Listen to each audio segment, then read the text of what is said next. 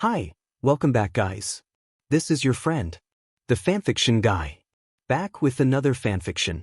This is the first part of What If Deku Was Genius Support Inventor. Now before starting, please give this video a like and subscribe to the channel if you want more videos like this. Now let's get into the fanfic. In the city of Mizudafu, a school bus filled with kindergarten students was on a field trip to a hero agency, and many of the children were excited about the heroes they hoped to meet. At the back of the bus sat a young boy named Izuku Midoriya, quietly drawing in his notebook. Suddenly his classmate and occasional bully, Katsuki Bakugo, snatched the notebook from his hands, holding it high above his head while leaning over the seat. Bakugo taunted Izuku, asking what he had in his notebook. Izuku pleaded for it back, reaching up to grab it, but Bakugo only raised it higher, smirking at him. He mocked Izuku, suggesting that his lack of a quirk meant he would never become a hero. With a dismissive gesture, Bakugo threw the notebook at Izuku, hitting him on the head before returning to his seat. Izuku picked up his notebook, clutching it tightly against his chest, feeling hurt by Bakugo's words. The bus soon came to a stop at the agency, and the teacher instructed the students to form a line as they exited the bus. Once outside, they were greeted by a guide who welcomed them to the hero agency and expressed hope that they were excited to see what happened there. Bakugo, eager to meet the heroes, asked when they would get to see them. The guide assured the students that they would meet the heroes soon but urged them to stay together as they entered the agency. As they toured the agency, the students were fascinated by its size, although some were frustrated by the lack of heroes. Bakugo, feeling impatient, whispered to his friends about sneaking off to find the heroes. They quickly agreed, waiting for the right moment when the teacher and guide were distracted. Seizing the opportunity, Bakugo and his friends backed away from their classmates and slipped into another hallway in search of heroes. Unbeknownst to them, Izuku had noticed their departure and, wanting to join them, decided to sneak off as well. He chased after Bakugo and his friends, but they were too fast, and soon he lost sight of them. Realizing he was lost, Izuku turned to head back to his classmates but quickly found himself unsure of how to return. Determined not to remain lost, Izuku wandered through the hallways until he heard music coming from an open door. Curious, he approached the door and peeked inside, spotting a man with goggles working at a table with a blowtorch. Feeling hopeful, Izuku stepped into the room and called out to the man, raising his voice slightly to get his attention. The man turned, surprised to see a young boy in his workspace. After removing his goggles to ensure he wasn't imagining things, he asked Izuku what he was doing there. Izuku, feeling nervous but knowing he needed help, explained that he had gotten separated from his group. The man acknowledged Izuku's situation and confirmed that he was indeed on a field trip. However, he mentioned that he was busy with a project and couldn't assist him right away. But still, Izuku couldn't let her walk around all by herself, so he suggested she stay there, confident that her teacher would come looking for her. The man nodded in agreement and instructed her to take a seat on a nearby stool, assuring her that her teacher would arrive soon. Izuku complied and settled onto the stool, while the man returned to his work. Curiosity piqued, Izuku glanced over at the man's project and couldn't help but ask what he was working on. The man paused his task to respond, explaining that he was creating some gear. Intrigued, Izuku inquired further about the gear's purpose. The man invited him to take a closer look, prompting Izuku to move the stool closer to the table. As he sat down again, he noticed what appeared to be armor laid out before him. Izuku asked what the armor was used for, and the man explained that it was designed to assist heroes in their duties. This revelation fascinated Izuku, who learned that the man's work was crucial in helping heroes perform their jobs effectively. Curious, Izuku asked if the man was a hero himself. The man clarified that he was not a hero but a support, someone who aids heroes by providing them with specialized equipment that enhances their abilities. He emphasized that while he might not be recognized as a hero by the public, he played an important role in the eyes of the heroes. Izuku's eyes widened with admiration as he absorbed this information, expressing his excitement about the man's job. The man appreciated Izuku's enthusiasm and offered to show him more about the support role. He began to display various types of equipment designed for different quirks, even sharing blueprints that illustrated how the gear was constructed. This experience opened Izuku's eyes to a whole new profession that contributed significantly to the heroes and the community. Eventually, Izuku's teacher arrived, relieved to find him safe. As they walked back to the rest of the class, Izuku thanked the man for the enlightening experience. Upon reuniting with his classmates, they continued their tour until they finally met the heroes. While everyone else was thrilled to meet their idols, Izuku remained captivated by the equipment the heroes used. After the tour concluded, the students boarded the bus, settling into their seats. Izuku pulled out his notebook and opened it to a blank page. Instead of drawing a hero, he began sketching ideas for equipment that could assist heroes in their missions. 10 years later, Izuku's fascination with the support role had only intensified. He constantly brainstormed new ideas for equipment that could aid heroes in combat and defense. His creativity overflowed, leading him to build prototypes of his designs. One day, while walking home from school, Izuku was suddenly confronted by a sludge villain attempting to engulf him. Acting quickly, he retrieved one of his gadgets from his backpack. With the press of a button, the device emitted a powerful sound wave that incapacitated the sludge villain, transforming it into a harmless puddle. Confident in his invention's effectiveness, Izuku felt proud that his equipment could help heroes combat villains. Just then, the #1 hero of Japan, All Might, arrived on the scene, having been in pursuit of the same villain. Upon seeing the defeated sludge villain, he turned to Izuku, impressed. All Might asked if Izuku had single-handedly defeated the villain, to which Izuku proudly confirmed that he had done so with the support item he created. All Might expressed his admiration for Izuku's ingenuity, acknowledging the potential of his invention to assist those in need. Grateful for the praise, Izuku bowed his head in respect. All Might then informed him that he needed to take the villain to the authorities and advised him to head home. Before leaving, Izuku requested an autograph from All Might, eagerly extending his notebook. All Might quickly took the notebook and wrote his name on a blank page before returning it to Izuku. Excitedly, Izuku examined the autograph, thanking All Might profusely. As he prepared to leave, All Might encouraged him to continue striving for greatness, reminding him to go beyond, plus ultra. Izuku echoed the phrase with enthusiasm as he ran home, elated that even the greatest hero in Japan recognized and appreciated his efforts. As Izuku looked up at the blue sky above, he smiled and decided that he would go to UA High and be part of the support course. The day of the entrance exam for the support course finally arrived, and Izuku made his way to UA High.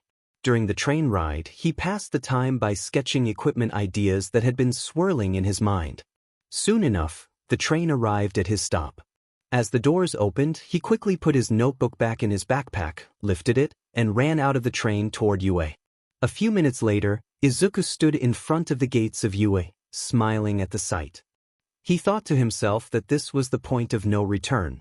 He was determined to prove that he could be the greatest support hero ever. With that resolve, he stepped onto the campus of UA and headed toward the main school building. Along the way, he noticed many others who had come to join the support course as well. Izuku understood that only a select few would pass the exam, and he promised himself that he would be one of them. After making his promise, he entered the school building and followed arrows that led him to a large room filled with rows of seats. He took a seat in one of the rows and waited for the exam to begin. Minutes later, as everyone settled in, a spotlight shone on a podium on the stage, revealing a man wearing a mask resembling 2 scoops from a construction vehicle. Higuri Maijima introduced himself as Power Loader, the head of the support course at UA, and explained that he would be in charge of the exams. A large screen beside him displayed details about the exam. He announced that the task would involve building a support item capable of handling a dangerous threat. The threat would be represented by his colleague, Hound Dog. As Hound Dog was introduced, a spotlight illuminated him, showcasing the wild hero who snarled at the audience. Maijima explained that Hound Dog would cause a rampage in a simulated city, and the participants needed to prevent him from causing destruction. The more damage Hound Dog inflicted, the fewer points they would earn. The participants were tasked with building a support item to contain Hound Dog, who had a reputation for breaking free from traps. If he escaped before the time limit ended, they would fail the exam. With that, the exam began. Everyone was taken outside and boarded buses that transported them to the fake city. Once they arrived, they disembarked to find large tables filled with various parts and workshops equipped with tools. BGMI addressed the group, stating that as soon as the timer began counting down, they could start the first part of the exam. He wished them all the best of luck. As the timer started, everyone rushed to the tables to gather what they needed. Izuku joined the crowd and collected the parts for his support item. Once he had everything, he carried it to a workshop and began assembling his creation without wasting any time. As the minutes passed, some participants struggled, with their support items collapsing or malfunctioning. As time drew to a close, Izuku completed his support item, feeling satisfied with his work. The remaining candidates gathered in front of the fake city doors, each holding their support item. BGMI began sending them in one by one, timing each attempt against Hound Dog. Many failed as Hound Dog easily broke their creations or escaped their traps, but a few managed to succeed with their cleverly designed support items. Finally, it was Izuku's turn. He stepped into the fake city, his support item in hand. As he approached Hound Dog, he spoke to himself, reminding himself that this was his moment to prove himself.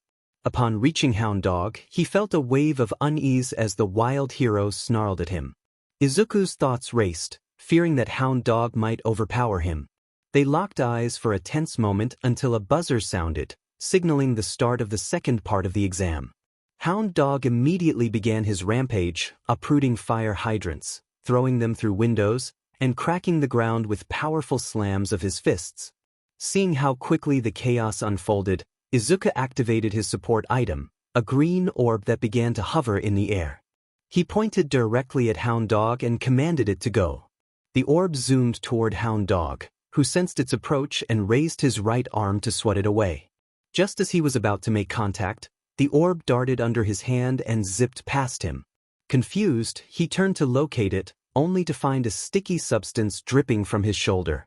His displeasure grew when more goo splattered onto his torso. Looking up, he saw the orb flying toward him, now equipped with a barrel that shot more goo. Hound Dog used his left arm to shield himself from the incoming projectiles. As the orb drew closer, Hound Dog attempted to swipe it from the air again. However, just as he lunged, the orb shot goo directly at his face, blinding him. In the chaos, he missed the orb as it zipped past him and began firing more goo at his back. Wiping the goo from his eyes, Hound Dog turned around to see the orb hovering above Izuku. Filled with anger, he sprinted toward it, determined to destroy it with his own hands. As he closed the distance, the orb continued to shoot goo at him. Suddenly, it came to a halt, prompting Hound Dog to reach for it. Just as he was about to grab it, he felt his body stiffen. He struggled to move, but no matter how hard he tried, he remained frozen. Izuku explained that the goo had hardened, trapping Hound Dog in place. Realizing the situation, Hound Dog acknowledged Izuku's ingenuity, admitting that he had passed the exam. Izuku smiled, grateful for the compliment, and reassured Hound Dog that the solid goo would weaken soon, allowing him to escape. Hound Dog thanked him and urged him to move on so the next candidate could take their turn. Izuku complied, turning to walk away. The orb floated back into his arms, and he deactivated it with a press of a button, feeling a sense of accomplishment as he headed back toward the entrance, happy to have passed his exam. A few days after the entrance exam for the support course, Izuku eagerly awaited his acceptance letter. One day, while sketching support items in his notebook, he heard a knock at his door. Upon opening it, he was surprised to see his mother, Inko, holding a UA envelope. She handed it to him and stepped back, allowing him to close the door behind her. He placed the envelope on his desk and stared at it for a moment before tearing it open. Instead of a letter, tiny pieces scattered across his desk, leading him to believe something had broken during DLVI. However, as he examined the pieces more closely, he realized they were not broken but rather needed to be assembled. Determined, Izuku gathered the scattered pieces and began putting them together like a puzzle. After a few minutes, he completed the assembly, revealing a video projector. To his astonishment, All Might appeared on the screen, addressing him directly. All Might congratulated Izuku on constructing the video projector, confirming his acceptance into the support course at UA. Overwhelmed with emotion, Izuku felt tears welling up as he realized he had achieved his dream. He exited his room to find his mother anxiously waiting. Upon seeing her, he smiled, confirming his acceptance, which brought her to tears of joy. Months later, Izuku stood before the gates of UA, proudly wearing his school uniform. As he gazed through the gates, a smile spread across his face. He stepped onto the campus, filled with happiness, knowing he was one step closer to fulfilling his dream of helping heroes with his support items. After entering the building, he set out to find the support course classroom 1H. Eventually, Izuku found class 1H and stood in front of the door, taking a deep breath while speaking to himself in his mind. He encouraged himself, reminding himself that this was the first day of school and that just beyond the door were his future classmates and fellow support course members. He wanted to make a good first impression. Once he hyped himself up, he slid the door open and stepped inside the classroom. Many of his classmates were already engaged in discussions about support items and sharing ideas. Seeing this gave Izuku the perfect opportunity to fit into a group. He took his notebook full of sketches of support items and approached one of the groups. He hesitantly spoke, introducing himself as Izuku Midoriya and expressing his eagerness to work alongside them. However, after his introduction, the group turned away and resumed their conversation, leaving Izuku feeling ignored. He tried to introduce himself to other groups, but each time he was met with the same indifference. Feeling outcast by those he thought he had much in common with, he decided to find an empty desk instead. While searching for a desk, he tripped over someone's backpack and fell to the ground. His notebook flew out of his hands, sliding across the floor until it bumped into someone's foot. The person looked down, picked up the notebook, and opened it to see the many sketches of support items, which brought a smile to their face. Curious about the artist, they glanced in Izuku's direction and quickly spotted him as he lifted himself off the ground. The girl with pink hair and greenish-yellow eyes approached him, asking if the notebook was his. Izuku looked up and confirmed that it was, thanking her for returning it. She complimented his sketches, expressing her interest in them. She then extended her hand to introduce herself as Mei Hatsum. Izuku, feeling a sense of happiness at meeting someone who appreciated his work, introduced himself in return. Mei expressed her belief that they would get along well, and Izuku agreed, feeling a budding friendship. Izuku chose a seat in the back of the class next to Mei. The rest of the class was greeted by their teacher, Power Loader, who introduced himself as Mr. Maijima. He informed the students that he would be their teacher throughout the support course and took attendance. Afterward, he led the class to an assembly for the first years. Following the assembly, Maijima guided his students through a hallway that was different from the one they had walked through earlier. He stopped in front of a giant metal door, turning to his students with excitement. He announced that he would show them the room where the support course truly shines. With that, he pushed open the metal door, revealing the support course workshop. The students entered, their eyes wide with fascination at the equipment they would be working with. As they explored the workshop, Maijima addressed them again, explaining that this was where they would build support items for the Hero Course students. He then presented their first assignment. The Hero Course students had submitted requests for their hero suits, and it was their job to create and improve these suits to accommodate the students' quirks. Maijima instructed each student to come up and take one of the SBMSNs from the table. They were to review the requests, make necessary improvements, and complete the suits by the end of the day. Some students felt overwhelmed by the assignment, unsure how they could finish it in such a short time. However, others, including Izuku, were determined to rise to the challenge and get the hero suits done, ready to put their skills to the test. One by one, the support course students took on their requests, examining them carefully. When Izuku picked up one request, he was shocked to see whose request it was, as the name in the corner of the paper caught his eye. Izuku thought to himself that out of all the requests, he had to get Kaken's. He imagined a scenario where Bakugo would use his quirk to send Izuku flying into the sky, and he felt a wave of anxiety wash over him. He was startled when he felt a tap on his shoulder and turned to see Mei standing close by, holding her own request assignment. Her proximity made Izuku blush. Mei excitedly showed him her request, mentioning it was for a guy with a speed quirk. Izuku wished her luck, but Mei confidently declared that she didn't need luck because her design would be so impressive it might even break the sound barrier. Izuku's blush faded as concern replaced it, noticing the intense look in Mei's eyes and the huge smile on her face. He was taken aback by her enthusiasm and watched as she dashed off to start working on her hero suit. Izuku realized that Mei might have just as much dedication as he did. After nearly an hour of carefully going through Bakugo's hero suit design, Izuku made several tweaks and added support items to enhance his explosion quirk. He focused intently on creating the suit, and as hours passed, every student in the support course remained dedicated to finishing their hero suits without rushing, knowing the importance of the assignment. One by one, students completed their suits and observed their classmates. Eventually, only Izuku and Mei remained, both working diligently on their designs. After a few more minutes, Izuku finally added the finishing touches to Bakugo's hero suit and support items.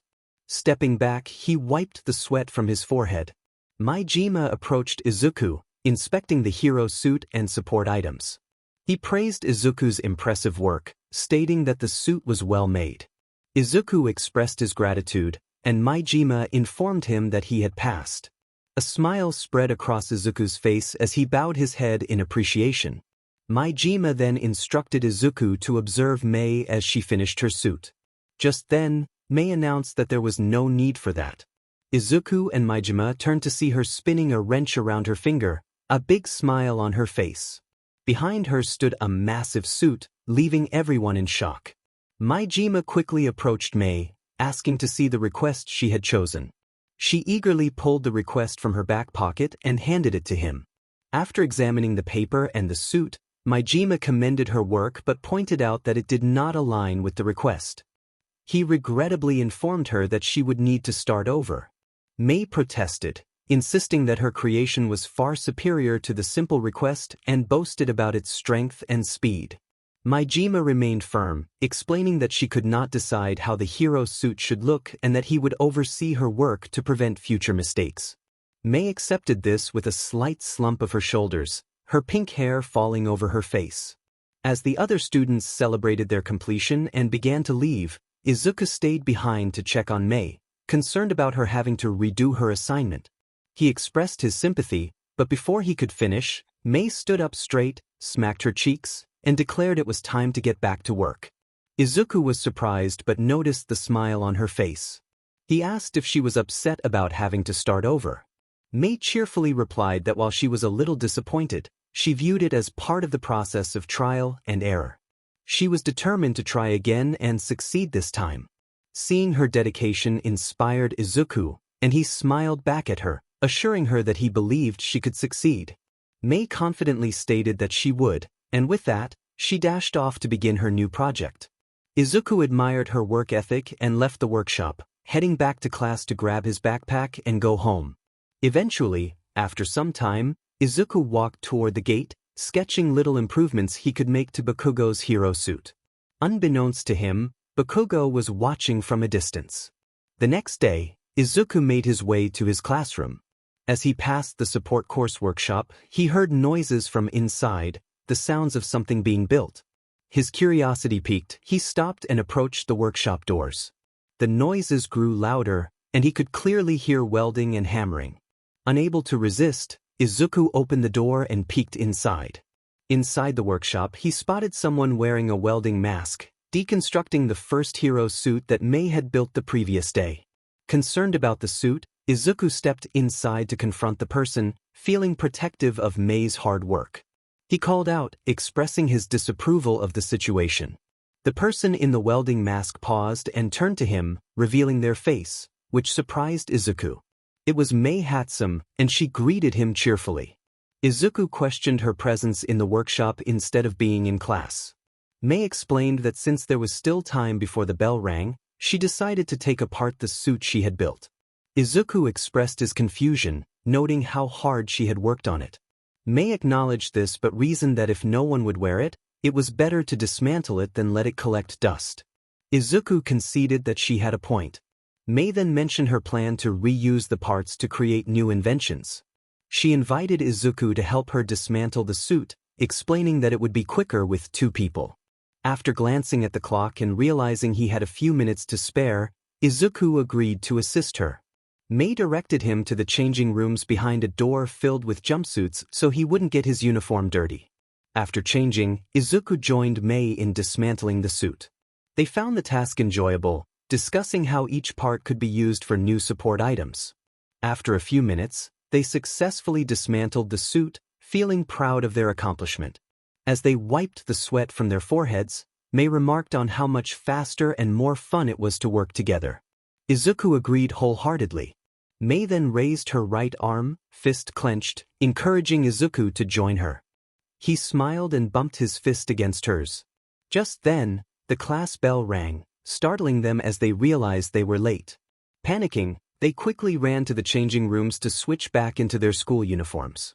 Once dressed, they dashed out of the workshop and sprinted toward class. Izuku lamented their tardiness, while Mei tried to find the silver lining in their situation, reminding him that they had dismantled the suit. Izuku pointed out that it took longer than they anticipated. Mei defended her estimate, insisting it would have taken even longer alone. They both hoped that Mr. Maijima would understand their excuse for being late. As they rushed to class, they shared a mutual hope that their teacher would be reasonable about their tardiness. Maijima was taking attendance in his class when he noticed that Izuku and Mei were missing. Concerned, he looked at the other students and inquired about their whereabouts. He asked if anyone had seen Midoriya or Hatsum that morning. Just as the students were about to respond, the classroom door slid open, drawing everyone's attention. Izuku and Mei stood in the doorway, breathing heavily, with some grime on their faces and their school uniforms slightly disheveled, as if they had rushed to get ready. Izuku, panting, announced their arrival, while Maijima acknowledged them but pointed out that being late on the second day of school was not acceptable. As they approached Maijima, he asked them to explain their tardiness. Izuku began to explain, but Mei interrupted him by stepping forward and taking responsibility. She stated that it was her fault they were late, surprising Izuku, who hadn't expected her to take the blame. Maijima asked Mei to elaborate on how it was her fault. She explained that she had been in the workshop alone, taking apart the first hero suit she built, and had pressured Izuku into helping her, thus claiming full responsibility. Izuku, determined not to let Mei take all the blame, stepped forward and moved her arm aside, insisting that he was willing to help her and should share the responsibility. Mei was taken aback, urging him to let her take the blame alone. Izuku argued that it wasn't fair for her to bear the entire burden, and as they exchanged glances, Maijima clapped his hands to regain their attention. He declared that since both were willing to take the blame, neither would face any trouble for being late. Both students were surprised and relieved to hear this and exchanged smiles before heading to their seats. Once seated, Maijima approached the podium and grabbed a remote control, pointing it at the chalkboard. He announced that now that everyone was present, they could address an important matter. With a press of a button, the chalkboard lowered to reveal a television screen, captivating the students. Maijima turned back to them and explained that the Hero Corps students would be wearing the hero suits they had created for a test of their abilities and teamwork. The Support Corps students would also be evaluated based on the design and durability of their suits and the usage of their support items. With that, he activated the television screen, displaying live footage of a 2-on-2 test involving the Hero Corps students. One group was acting as heroes while the other played the role of villains, who were holed up in a building with a fake bomb that the hero team needed to retrieve before time ran out. The Support Corps students watched intently as the first two teams prepared for their test. The heroes were Ochako Uraraka and Denki Kaminari, while the villains were Katsuki Bakugo and Tenya Ida, much to Izuku and Mei's surprise, as the suits they designed would be featured prominently. As the test began, mini-cameras displayed the action inside and outside the building. Outside, Denki and Uraraka were strategizing their entry, while inside, Ida was alone with the bomb, and Bakugo patrolled the hallways below. A few minutes later, Denki and Uraraka entered through a back door, stealthily searching for the bomb. However, they soon encountered Bakugo, who made a dramatic entrance, startling them with his fierce demeanor. Despite their intimidation, Denki took the initiative and challenged Bakugo, instructing Uraraka to search for the bomb on her own. Once she left, Denki faced Bakugo, unleashing sparks of electricity from his finger. Bakugo raised his grenade gauntlets, deflecting the electricity harmlessly into the ceiling. Denki was left speechless, realizing his attack had been effortlessly countered. Bakugo lowered his gauntlets and grinned menacingly at Denki, who felt a mix of fear and awe at the display of power. Soon enough, Bakugo propelled himself straight towards Denki, landing right in front of him.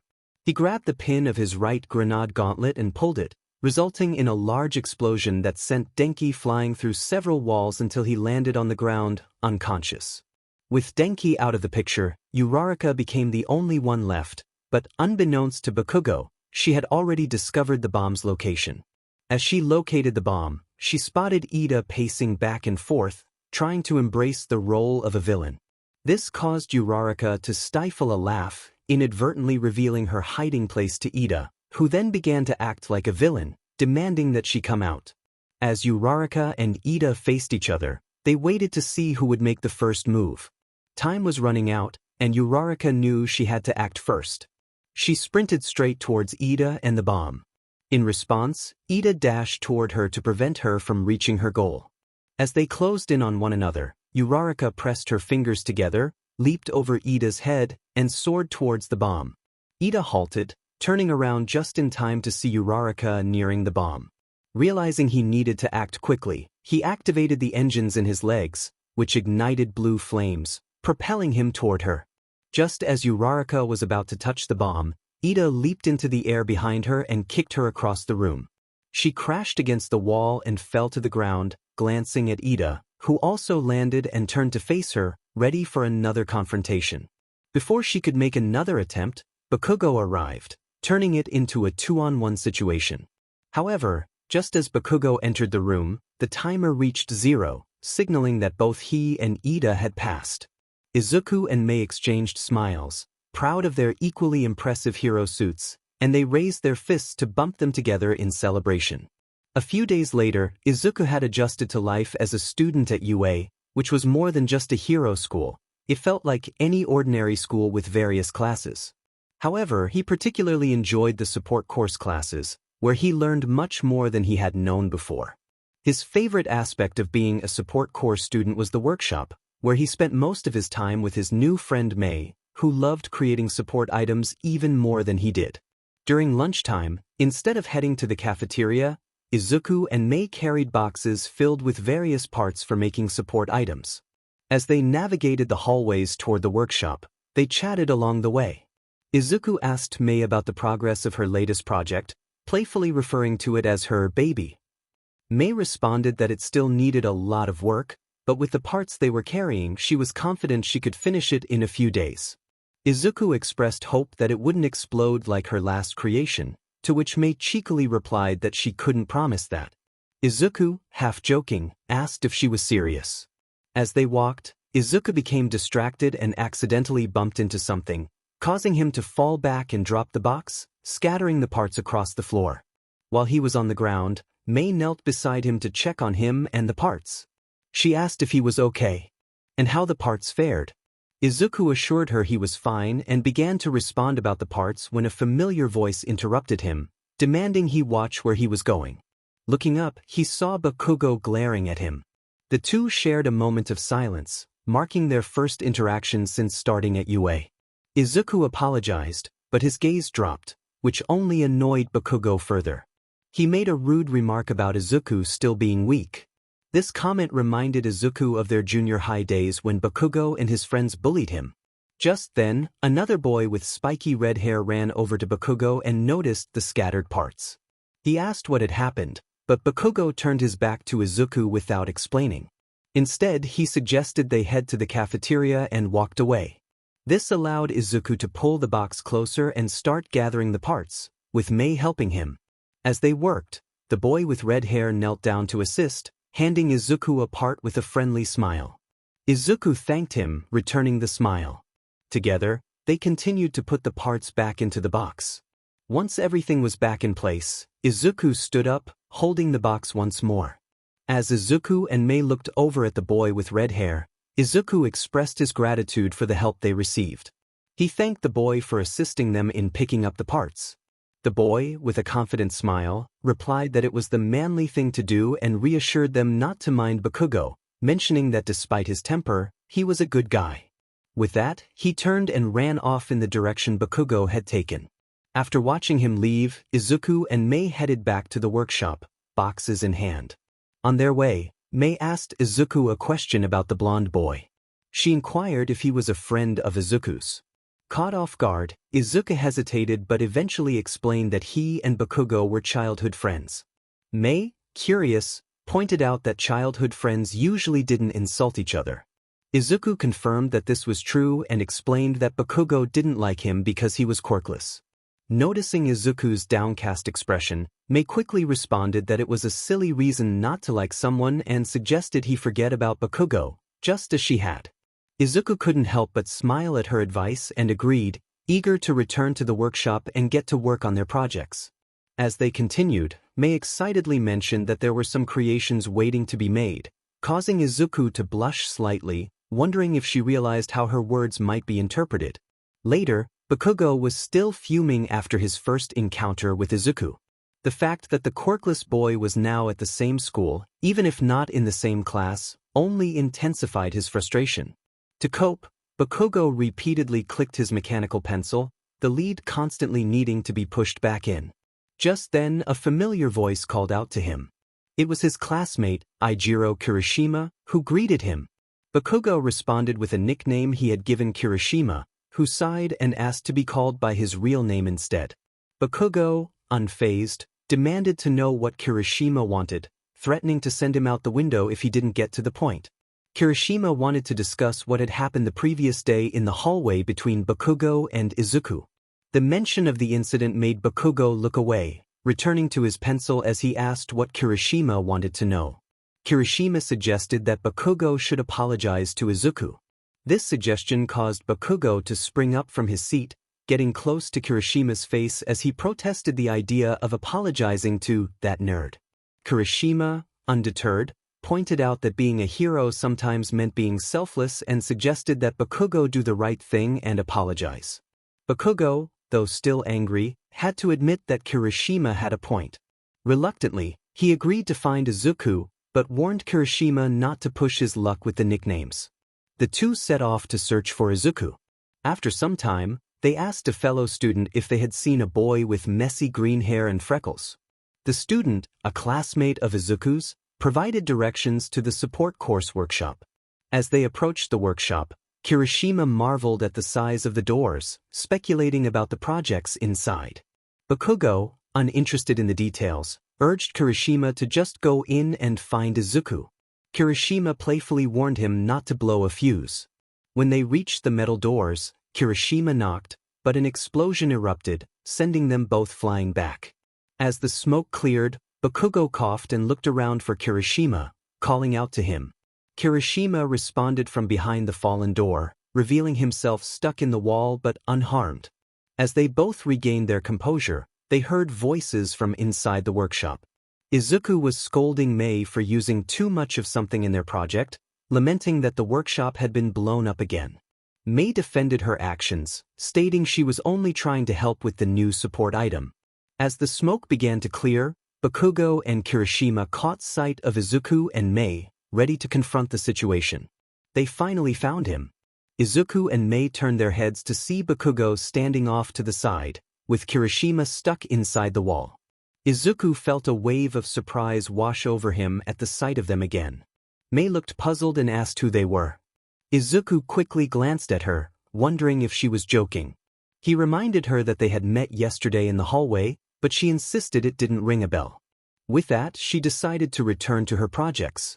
As Mei walked off to tend to her creations, Izuku stepped out of the workshop and looked at Kirishima and Bakugo.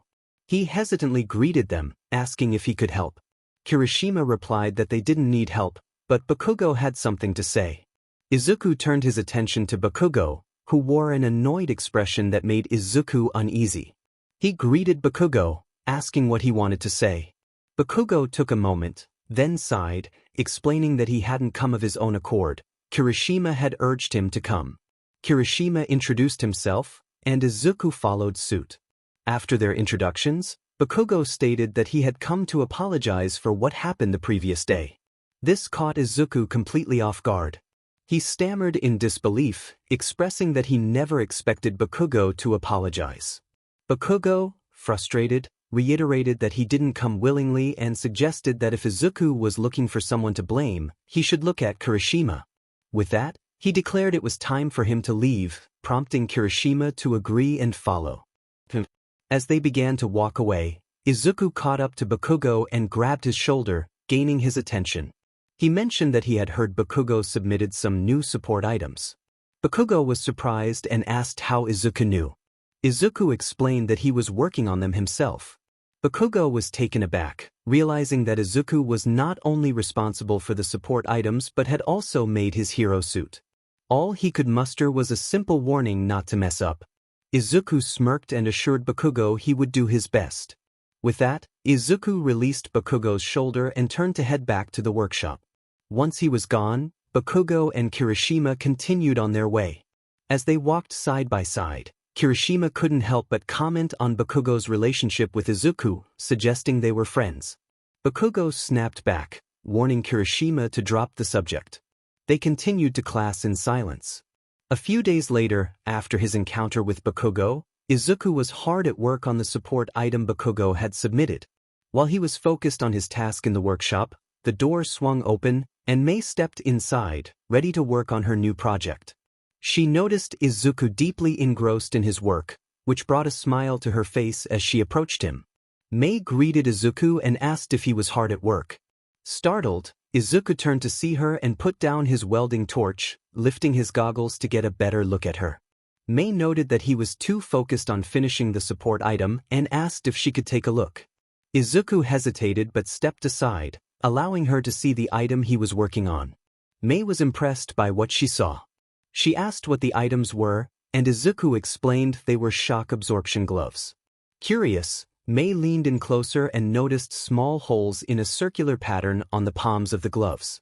She inquired about their purpose. Izuku explained that the holes were designed to shoot small explosive projectiles, similar to bullets. Mei looked confused, questioning how explosive bullets could be part of shock absorption gloves. Izuku clarified that the gloves would nullify the shock from the projectiles, reducing strain on the wearer. With a smile, Mei commended Izuku on his impressive work, praising him for his excellent craftsmanship. Flattered by her words, Izuku rubbed the back of his head, smiling and blushing as he thanked her. Izuku appreciated the kind words from Mei. They were both support corps students, and it was important to acknowledge each other's efforts.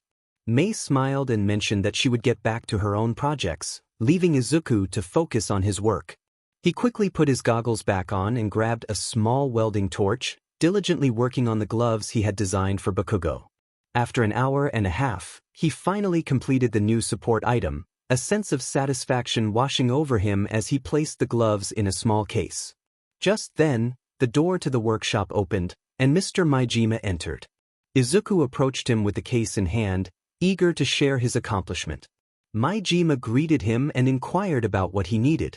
Izuku explained that he had finished making a new support item for Katsuki Bakugo from Class 1A and asked if someone could deliver it to him. Maijima agreed to arrange for the DLVRY but noted that Bakugo wouldn't receive it in person. When Izuku asked why, Maijima informed him that Class 1A was heading to the USJ, a training ground for Hero Corps students, which was quite far from the school. Bakugo would only receive the support item upon returning with his class.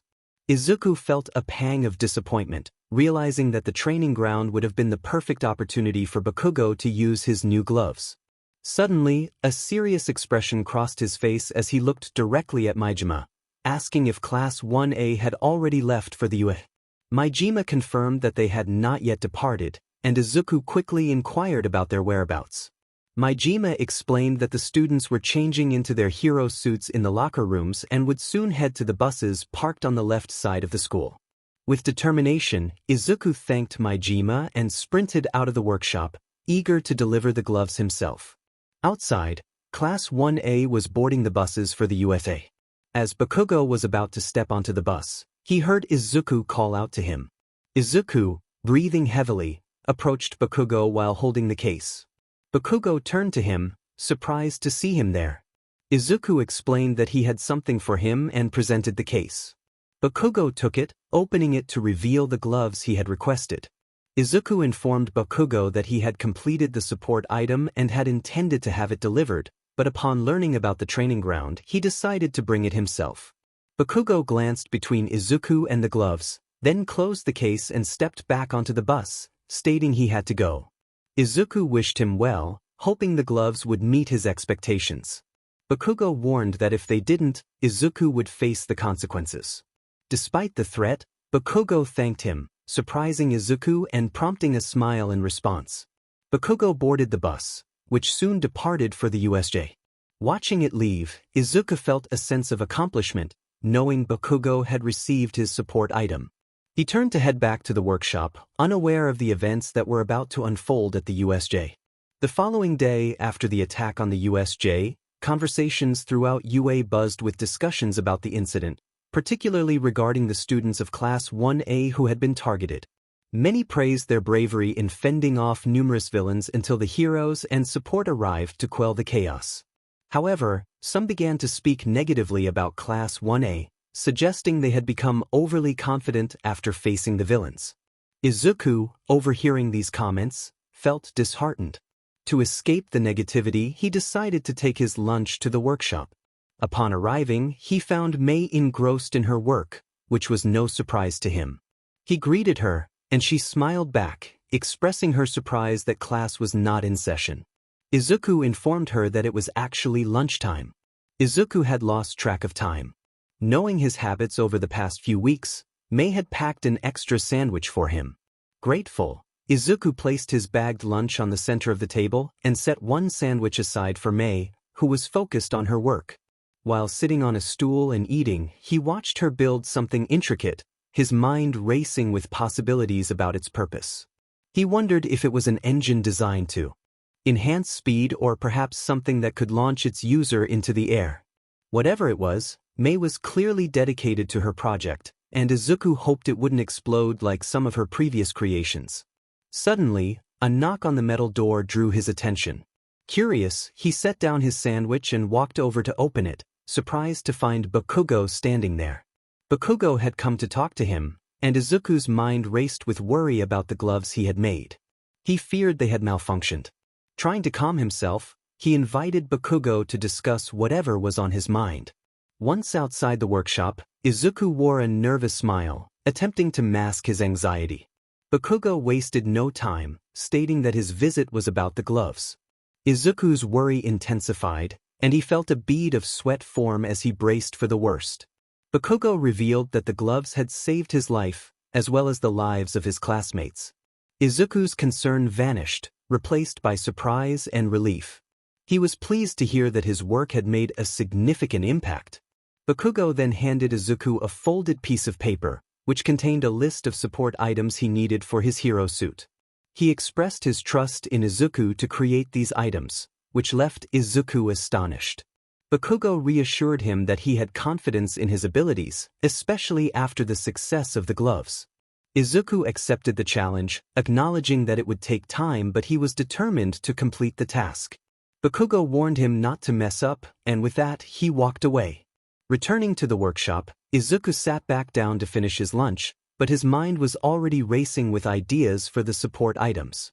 Unable to focus on eating, he changed into more suitable work attire and headed to his workstation. Mei noticed his sudden shift in energy and grinned at him. As news of villains attacking the USJ spread, excitement grew among the students for the upcoming UA Sports Festival, one of the school's biggest events. While many students trained for the festival, those in the support course, including Izuku's class, were busy building their own equipment, which they were allowed to use during the event. Izuku sat at his workstation, contemplating what to create. He glanced around at his classmates, who were all diligently working on their projects. The sight inspired him, but he still struggled to decide on his own design. Just then, Mei popped her head over his shoulder, startling him. She asked if he had any extra bolts, catching him off guard. After recovering from the surprise, Izuku assured her he would help and reached across his workstation to grab a box of bolts. After grabbing hold of the box, Izuku handed it over to Mei, who quickly expressed her gratitude. She thanked him and turned to walk back to her workstation. As he watched her, Izuku hopped off his stool and approached her, placing a hand on her shoulder, which made Mei pause and glance back at him. He asked her if she had any ideas for a support item he could build for the sports festival. Mei turned to face him, removing his hand from her shoulder. With a thoughtful expression, she replied that she had plenty of ideas, but they were her own. She encouraged him to come up with something that showcased his potential instead. She pointed out that his notebook was filled with his own ideas and suggested he use it to create something unique. Izuku felt motivated by her words. Mei continued, explaining that if he created something impressive, it could catch the attention of major support companies during the festival. She emphasized the importance of standing out and excused herself to continue working on her own projects. As days passed, many students in the support course completed their items, but Izuku and Mei were still hard at work. Just a few days before the sports festival, Mei finished the final touches on her creations.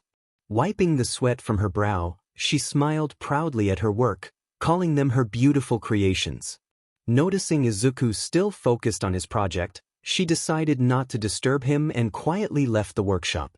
The next day, Mei arrived at school early to check on her creations.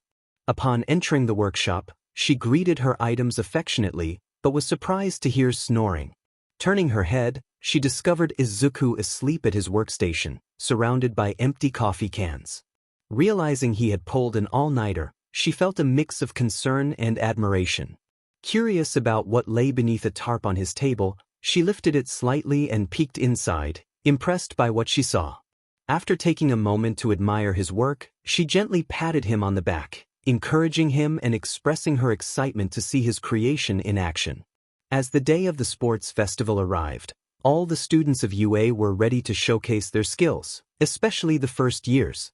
Minutes before the events began, Class 1H, the support course, prepared to enter the arena. Izuku zipped up his winter sport jacket, which covered his arms but left his hands exposed, clad in high-tech gloves.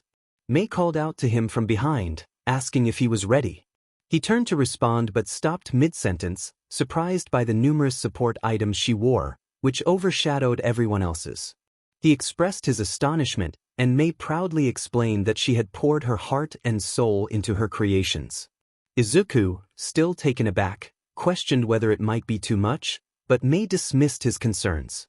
She was determined to showcase all her creations and attract the attention of the big support companies. Seeing her excitement, Izuku couldn't help but smile and agree with her enthusiasm. Mei expressed her hope that Izuku's inventions would impress the major support companies. Izuku acknowledged her sentiment, and as Mei playfully patted his arm, she noticed the support item hidden beneath his sleeve. With a smirk, she teased him about keeping it concealed. Izuku responded modestly, and Mei reminded him that their goal was to put on a memorable show for the companies, not just to win the sports festival. Izuku agreed, determined to leave a lasting impression. As the students gathered in the arena for the sports festival, they listened to the pro-hero Midnight explain the event. During the speech, Mei nudged Izuku, drawing his attention. She pointed out the boxes above the audience, where representatives from major support companies were seated. Izuku confirmed he saw them, and Mei emphasized that they needed to showcase their inventions for those watching. Suddenly, Midnight announced Katsuki Bakugo as the top student from the entrance exam. Izuku turned to see Bakugo approach the microphone casually, feeling a sense of apprehension about what he might say. Bakugo declared his intention to win, which sparked an angry reaction from the other students. Unfazed, he walked off the stage, leaving Izuku worried about the attention Bakugo would attract during the festival. Mei, however, remained focused on their goal. She nudged Izuku again, reminding him that their priority was to showcase their inventions, regardless of Bakugo's declaration. Izuku agreed, sharing a bittersweet smile with her. As the sports festival progressed, Izuku successfully navigated the first two events.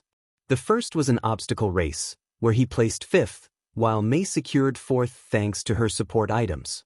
The second event was a cavalry battle, and despite Mei's initial desire to team up with a higher scorer, she ultimately joined Izuku's team. They recruited fellow classmates who had also passed the obstacle race, equipping themselves with various support items to enhance their chances of success. Their team quickly began to collect points while avoiding opponents, utilizing their support items to gain an advantage. In the end, they passed the second event and prepared for the final one-on-one battles. As Izuku learned he would be up first, Mei approached him with a serious expression. She conveyed the importance of his presentation during the upcoming battle, emphasizing that their previous successes were just the beginning. Izuku questioned her, noting that he had already showcased his support item throughout the festival. Mei pointed out that his contributions had been minimal, recalling how he had relied on others during the events. She urged him to step up his game and truly present his capabilities in the final event. Izuku realized he hadn't done a good job presenting his support item. He felt a wave of embarrassment wash over him. He acknowledged this with a sigh, admitting to himself that he had overlooked it. Mei reassured him, saying that the final event would give him the chance to showcase what he had been hiding under his jacket. Izuku glanced down at his sports jacket, gripping it tightly. He looked back at Mei, expressing his concern about how he would explain its capabilities during the match. Mei encouraged him, saying he only needed to demonstrate what it could do. With a sense of determination, they began preparing for the match. Soon, they found themselves near the entrance to the arena. As they stood there, Mei asked if Izuku was ready to step out. He hesitated, questioning if it was a good idea. Mei insisted it was, reminding him that she planned to do the same when it was her turn. With a final push of encouragement, she urged him to go out and show everyone what he could do. In a playful gesture, Mei gave Izuku a light smack on the back, causing him to feel a bit embarrassed, but he didn't dwell on it. As he stepped into the arena, he was greeted by a cheering crowd. He made his way to the stage, where he spotted his opponent on the other side. The pro hero Midnight began to introduce them. She announced Izuku Midoriya, a student from the support course at UA, and the crowd erupted in cheers. Izuku smiled and waved back at them. Midnight then introduced his opponent, Hitoshi Shinso, from the General Education Department. While the crowd cheered for Shinso, he remained focused solely on Izuku. Midnight called for a clean match, and as the buzzer sounded, both competitors remained still, causing a hush to fall over the audience. Shinso broke the silence, asking Izuku about his quirk. Izuku didn't respond. Instead, he glanced back at Mei, who smiled and gave him a thumbs up. He returned the gesture, feeling a surge of confidence. Mei then spoke through a microphone, drawing the audience's attention back to Izuku. She announced that he had something amazing to show. As Izuku unzipped his jacket, revealing an impressive exoskeleton, the crowd gasped in surprise. Mei encouraged everyone to keep their eyes on him as he took off running toward Shinso with incredible speed. She exclaimed that this enhancement could turn anyone into a track star. When Izuku reached Shinso, he threw a punch, but Shinso narrowly dodged it, moving out of the way to avoid being knocked off the stage. Shinso, feeling frustrated, questioned Izuku's intentions.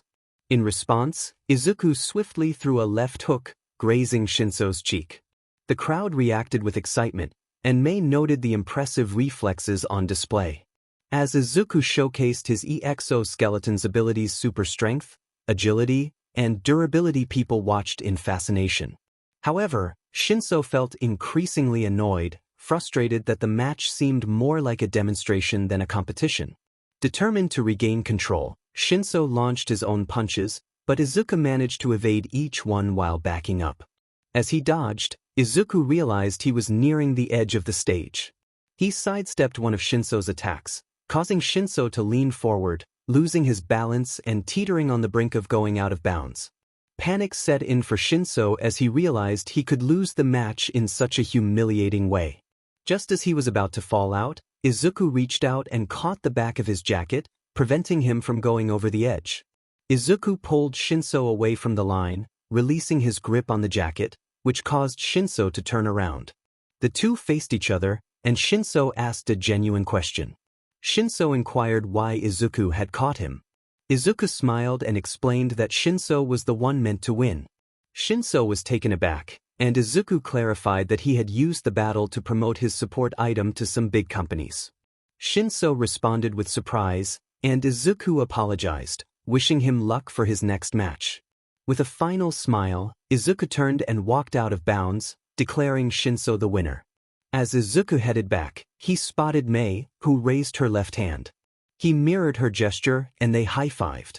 Meanwhile, a young girl in a room was captivated by the UA Sports Festival, particularly Izuku's presentation of his support item. She was so inspired that she wanted to meet him in person. Lost in her thoughts, she didn't hear her father knock before entering. He greeted her and asked about the festival. The girl responded with excitement, expressing her desire to attend UA and join the support course. After the festival, the students were given a few days off to recover, which passed quickly. Upon returning to UA, Izuku was especially eager to get back to the workshop and finish Bakugo's support item before Bakugo arrived. However, he needed to attend homeroom first to start his day. As he walked through the hallways, he arrived at his class, where many of his classmates were gathered. Among them, he searched for Mei but couldn't find her, which made him wonder where she could be. Just then, he felt two hands on his shoulders from behind and heard Mei's cheerful voice. She greeted him with enthusiasm, and Izuku noticed her unusually happy demeanor. He commented on her happiness, and Mei excitedly shared that she had received many calls from major support companies about her inventions. Izuku congratulated her on her success, and Mei asked if he had received any calls about his own support item. A bittersweet smile crossed Izuku's face as he admitted he hadn't, feeling his presentation wasn't as exciting as hers. Mei reassured him, suggesting he reach out to support agencies himself. Izuku appreciated her encouragement but insisted he wanted to earn their attention on his own. Mei smiled and patted him on the back, affirming his spirit. As they enjoyed their friendly moment, Mr. Maijima entered the classroom, calling for everyone to take their seats as they had much to cover. Once settled, he announced a new student would be joining their class. The news surprised everyone, sparking whispers about who the new student could be. Mr. Maijima urged them to quiet down, explaining that the new student had come to enroll in the support course at UA. The classroom door opened, revealing a beautiful girl with blonde hair, blue eyes, and glasses. She walked to the front and introduced herself as Melissa Shield, expressing her happiness to join the class. The revelation of her last name, shared with the renowned support builder and author David Shield, caused a stir among the students. One student eagerly asked if she was related to David Shield. Melissa confirmed with a smile that he was her father. The class erupted in surprise, but Izuku and Mei remained seated, with Izuku processing the news about Melissa being David Shield's daughter, while Mei, unaware of the significance, leaned over to Izuku, curious about the excitement. Why was everyone so excited about this girl and her dad? Izuku looked over at Mei, shocked to discover that she had no idea who David Shield was. He expressed his disbelief, wondering how she could not know about one of the most renowned support creators in the world. Mei shrugged, explaining that she was too busy working on her own projects to focus on support creation. Izuku chuckled, acknowledging that it wasn't surprising given Mei's tendency to forget even their classmates' names. He then remarked that now that David Shield's daughter had joined their class, it was anyone's guess what she was capable of. As they spoke, they turned their attention to Melissa, who was smiling happily at the front of the class, clearly excited to be a part of it. Throughout the day in Class 1H, many students began to admire Melissa for her impressive intelligence in every subject. While the others fawned over her, Izuku and Mei remained focused on their studies. When lunchtime arrived, Mei quickly got up from her seat and glanced at Izuku, who was packing his things away. She informed him that she was heading to the workshop to work on her projects and asked if he could pick up some lunch for her. Izuku smiled and agreed, happy to help. Mei dashed out of the classroom, leaving Izuku to finish packing. As he zipped up his backpack, a shadow fell over him, prompting him to look up and see Melissa standing beside his desk, smiling. Surprised that she knew his name, Izuku stuttered a response, confirming that he was indeed Izuku Midoriya. Melissa introduced herself and expressed her pleasure in meeting him, extending her hand for a handshake. Although puzzled by her enthusiasm, Izuku shook her hand politely. He then asked why it was her pleasure to meet him. Melissa explained that she had seen him on TV during the sports festival and was fascinated by his support item. Izuku was thrilled to hear this and agreed to share more about it. However, he suddenly remembered May's request for lunch and felt he couldn't forget about it. When he told Melissa he had to get lunch for someone, he expected her to be disappointed. Instead, she suggested accompanying him, believing they could have a good conversation along the way. Izuku was surprised but delighted by her willingness to spend time with him. They decided to head to the cafeteria together. As they walked, they began discussing the support item he had showcased at the sports festival. Melissa asked what inspired him to create it, and Izuku explained that he drew inspiration from various heroes and their quirks, noting that his exosuit provided a boost rather than the full potential of those quirks. Melissa was impressed by the thought he had put into his creation and noted that he had designed it with quirkless individuals in mind. This revelation caused her to stop walking, visibly shocked. Izuku noticed her reaction and paused as well, concerned for her. He asked if everything was okay, sensing that something significant was on her mind. Quirkless. Izuku smiled bittersweetly as he rubbed the back of his head while responding to Melissa. He confirmed that he was indeed quirkless. Melissa's face lit up with a smile. She expressed her happiness at not being the only one in that situation. Izuku, initially confused, began to understand what she meant and was surprised to learn that she was also quirkless. The realization brought him joy, knowing there was someone else like him. As the scene shifted, May was in her workshop, focused on a new project. Suddenly, her stomach growled loudly, prompting her to place a hand over it. She glanced at the clock, wondering where Izuku could be. It had been a few minutes, and she was starting to feel impatient. Just then, she heard the door open, and a smile spread across her face as she turned around.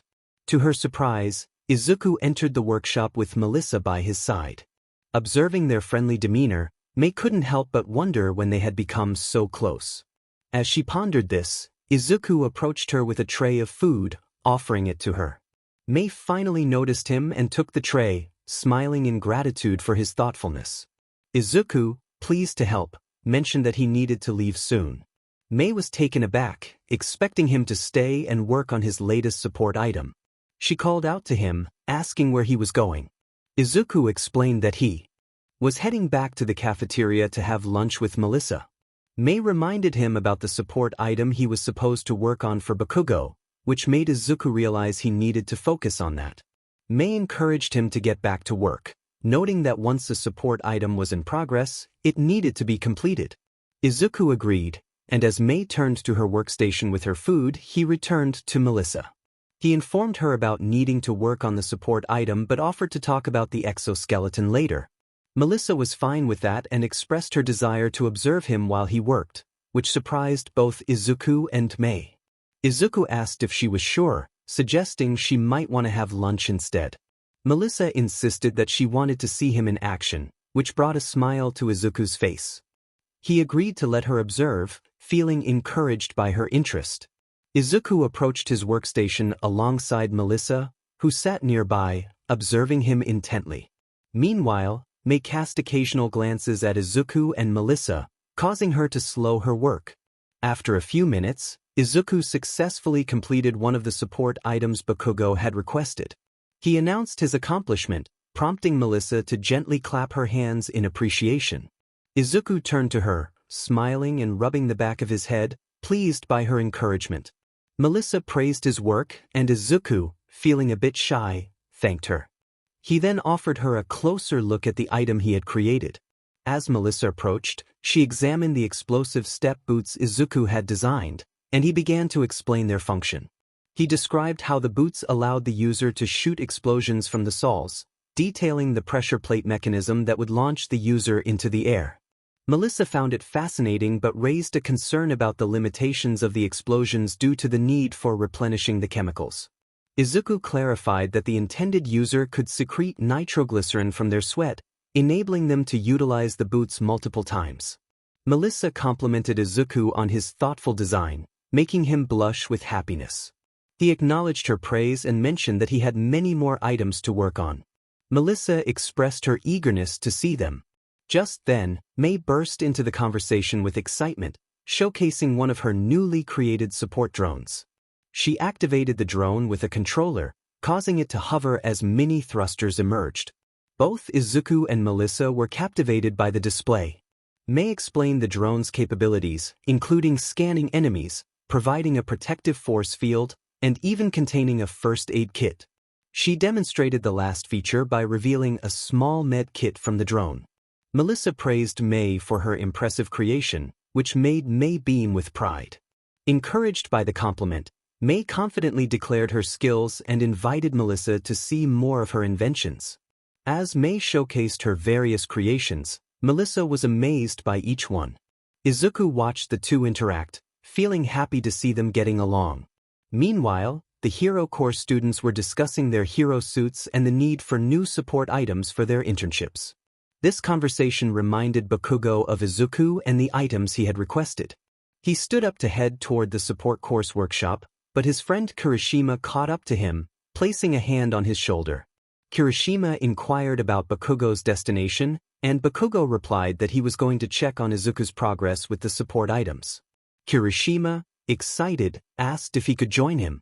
Bakugo wanted to create something for himself before heading off to their internships.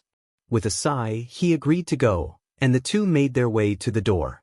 Just as they were about to leave the classroom, they heard a familiar voice calling out to them. Mina Ishido, accompanied by a few other classmates, approached them. She asked if they could join them on their trip to the support workshop, having overheard their plans. Bakugo felt annoyed but noticed Kirishima smirking at him, which prompted him to turn back to the group and let out a sigh. He then continued walking toward the door, stating that they could do what they wanted. With that, the others followed Bakugo and Kirishima out of the classroom. However, Ochako Uraraka lingered behind, noticing her friend Tenya Ida sitting alone at his desk. Seeing him made her feel sad as she thought about what had happened to his older brother. After navigating the hallways, Bakugo and the others finally arrived at the support course workshop. Standing in front of the metal door, Bakugo grasped the handle and opened it, calling out to Izuku by the nickname he had given him. As they entered the workshop, the classmates echoed the name Deku, curious about who he was. Once inside, they were immediately captivated by the various tools and support items in progress. Siro exclaimed in awe at the place, while Denki likened it to a junkyard for support items. Just then, a familiar voice chimed in, declaring that what they called junk was actually precious materials for creating amazing inventions. The group turned to see Mei Hatsum, whom they recognized from the sports festival. Mina asked if she was the same person from the event, and Mei confirmed her identity, inquiring about who they were. The others introduced themselves, hoping to jog her memory, but Mei admitted she had never heard of them, leaving them shocked. Meanwhile, Bakugo and Kirishima approached Izuku, who was focused on his work while listening to music through his earphones. Bakugo, irritated by Izuku's lack of response, yanked the earphones out of his ears, finally catching his attention. Izuku nervously greeted Bakugo, wondering what he was doing there. Bakugo asked about the support items he had requested. Izuku smiled, relieved, and informed him that they were finished and he was about to send them to be added to Bakugo's hero suitcase. Bakugo, impressed but trying to hide it, insisted on seeing the items. Izuku retrieved a case from under his workstation and presented it to Bakugo, who quickly took it and placed it on a metal table. As he opened the case, he was even more impressed to see all the well-made support items in the colors of his hero suit. Looking at Izuku, he said something he had never expressed before. Bakugo complimented Izuku, saying, "Good job, Deku." The words left Izuku and Kirishima in shock, as they had never heard Bakugo praise anyone before. While Izuku and Kirishima were still in shock, Bakugo closed the case and took it off the table. Turned around to look back at Izuku and Kirishima, confused by their shocked expressions. Bakugo asked what was wrong with them, and the two quickly shook off their surprise, deciding to remain silent to avoid provoking Bakugo's temper. Izuku reassured Bakugo that it was nothing, and Kirishima echoed the sentiment. Bakugo, sensing their strange behavior but choosing not to question it, declared that he would be leaving now that he had what he came for.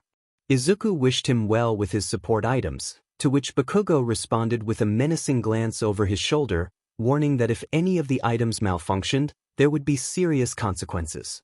This made Izuku tense with worry, but he managed to agree. As Bakugo walked away, Izuku let out a breath of relief. Kirishima, standing beside him, remarked that while Bakugo could be hot-headed, he was ultimately a good guy. Izuku noticed that Kirishima was not following Bakugo out of the workshop and asked if he was staying. Kirishima smiled, explaining that he was looking for support items to enhance his quirk. Izuku then went to his workstation and retrieved a small case, offering it to Kirishima. Inside were wrist guards, which Kirishima examined with curiosity. Izuku encouraged him to try them on and activate his quirk. Kirishima complied, finding the wrist guards comfortable. To his surprise, they hardened along with his arms when he used his quirk, leaving him impressed.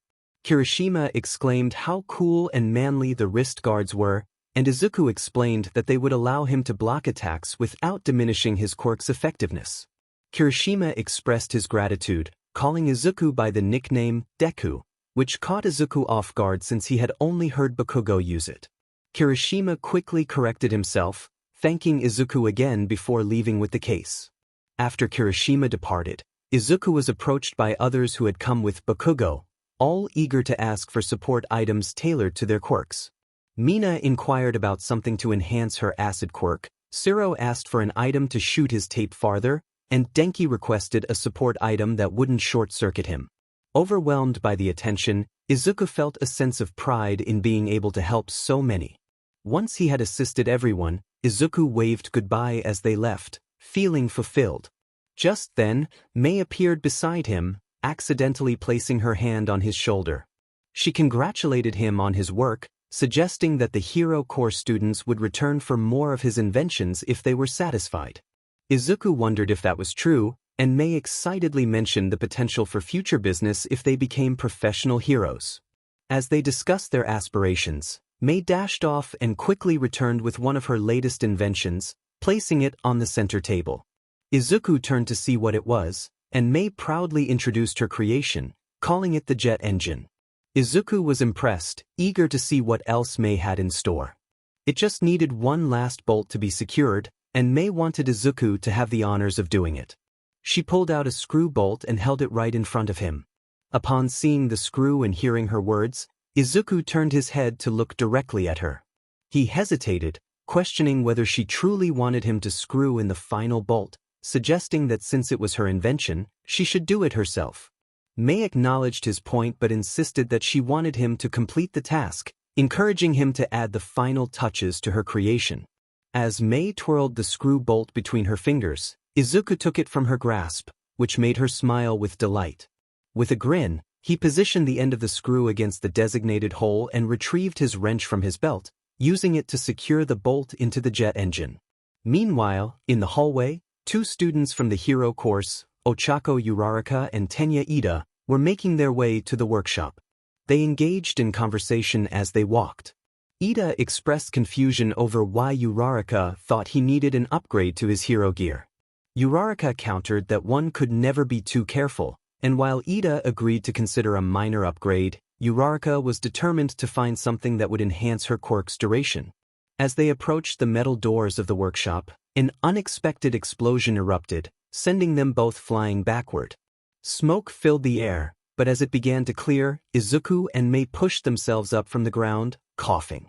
Izuku asked what had happened, and Mei explained that she had perhaps added too much jet fuel to her invention, which had likely ignited when he secured the last bolt. Izuku was taken aback, realizing she had anticipated the explosion yet still had him complete the task. Mei simply shrugged it off, stating that it was all part of trial and error. As the smoke cleared, Izuku's eyes widened in surprise when he noticed Uraraka lying beneath him. Just as he was about to get up, Uraraka opened her eyes and saw him, her expression mirroring his surprise. In the awkward moment that followed, Izuku nervously welcomed her to the support course workshop and offered his assistance. Uraraka expressed her desire for something to improve her suit, and Izuku acknowledged her request. Suddenly, a familiar voice interrupted them.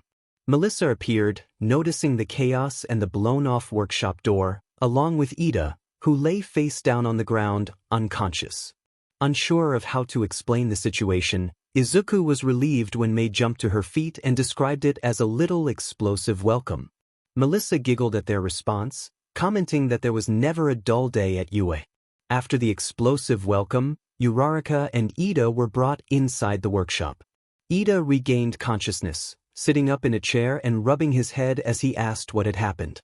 Uraraka was quick to express her relief at his awakening, but instead of her, Izuku explained that they were in the support course workshop and that an explosion had knocked Ida out. Ida recognized Izuku from the sports festival and confirmed his identity. Izuku asked if Ida was feeling alright, to which Ida replied that he was fine but still puzzled about the explosion. Just as Izuku was about to explain, Mei stepped in front of him, taking responsibility for the incident. Ida recognized Mei from the sports festival and stood up, adjusting his glasses as he addressed her with a serious tone, acknowledging her presence.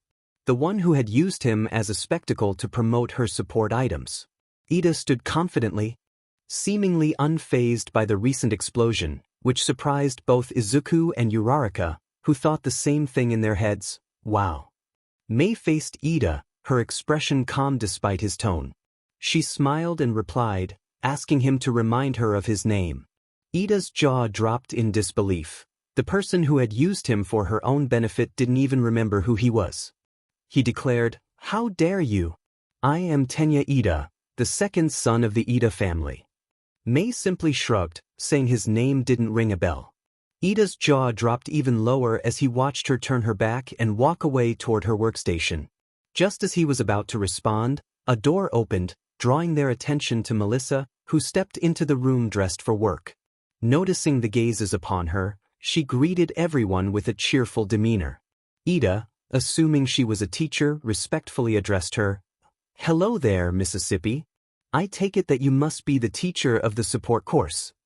Melissa giggled, which puzzled Ida. He asked if he had said something funny. She clarified that she was actually a student, not a teacher. This revelation shocked Ida, prompting him to apologize profusely, bowing his head repeatedly. Uraraka, equally surprised, had assumed Melissa was a teacher as well. "I'm extremely sorry for the misunderstanding. Please accept my apology," Ida insisted. Melissa reassured him that it was fine and he didn't need to apologize. Meanwhile, Uraraka marveled at Melissa's maturity and beauty, wondering why she didn't remember her from the sports festival.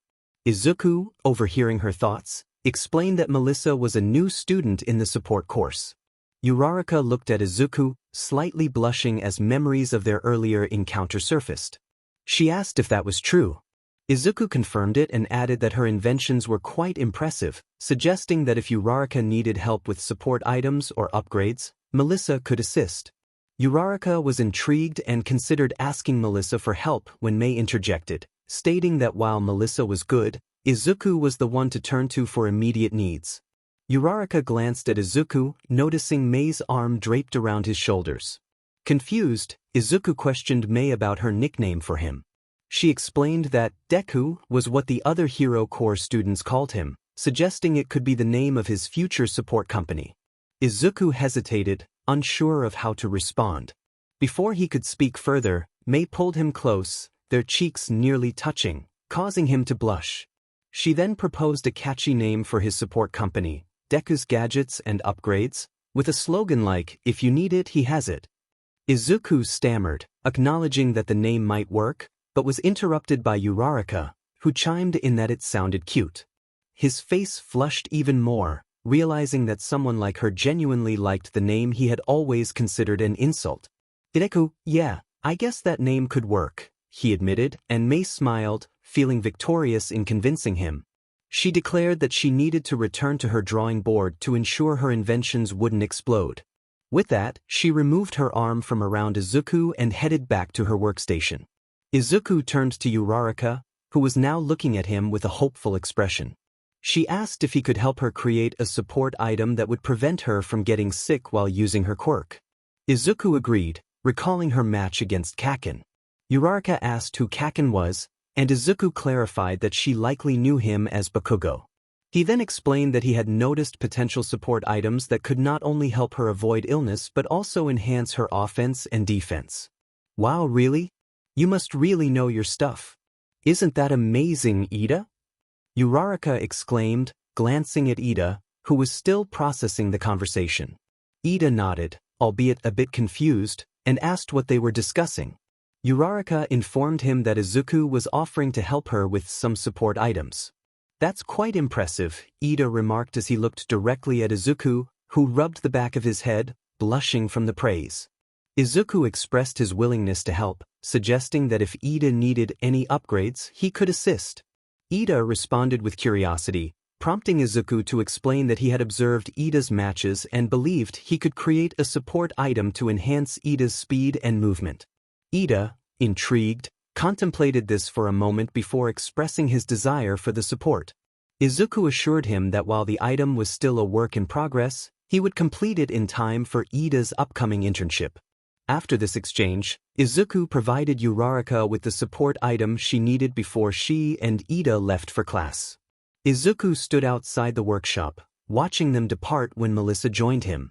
She also observed Ida and expressed her appreciation for Izuku's willingness to help, especially considering the recent incident involving Ida's older brother, Ingenium.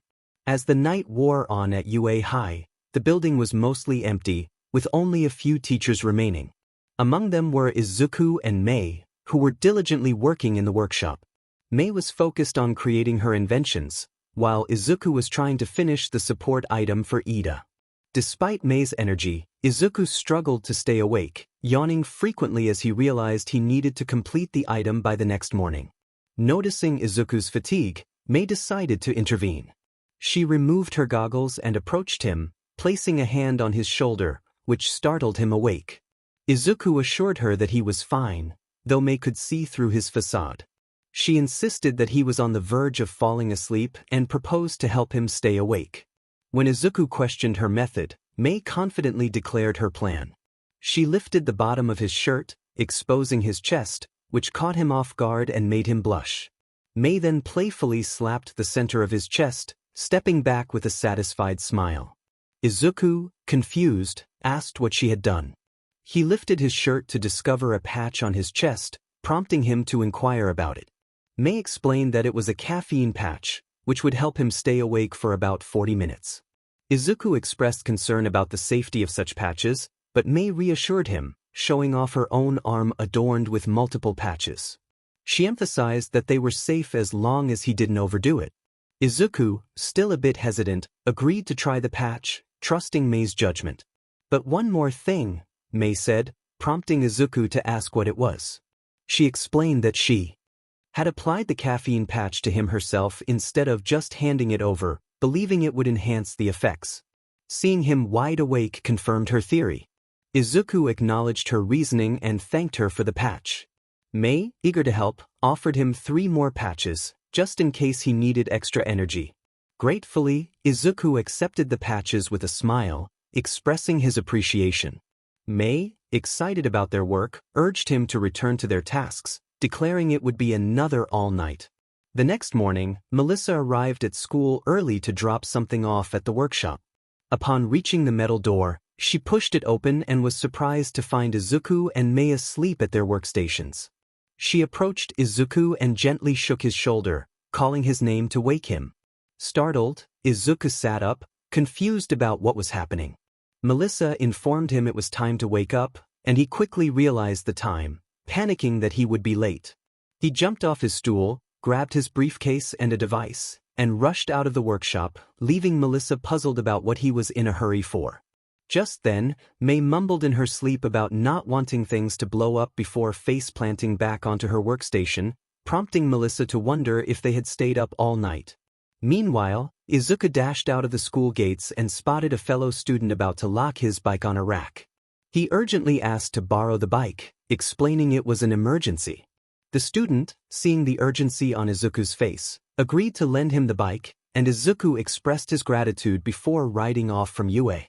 As he rode down the hill, he contemplated the quickest route to the bullet train station and pedaled as fast as he could.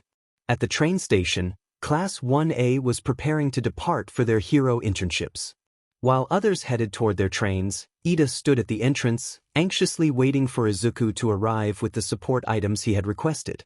Uraraka joined him, asking if he was going to head to his train. Ida explained he was waiting for Midoriya to deliver the items. Uraraka offered to wait with him since her train didn't leave for another 15 minutes. Ida appreciated her kindness, and they continued to wait. As they stood there, Todoroki approached them, asking what they were doing. Uraraka explained they were waiting for Deku to deliver Ida's support items. Todoroki, unfamiliar with Deku, inquired about him. Uraraka clarified that Deku was a student at UA in the support course. Ida confirmed that Deku was indeed bringing the items but expressed concern that he might not arrive in time. Uraraka encouraged him to be patient, assuring him that Deku would show up soon. Just then, Todoroki mentioned he wanted to discuss something with Ida, but before he could elaborate, Uraraka pointed ahead, exclaiming that Izuku was approaching. Ida turned to see Izuku riding a bike down the street toward them, surprised by his speed. As Izuku drew closer to the station gates, he spotted Uraraka and Ida waiting for him.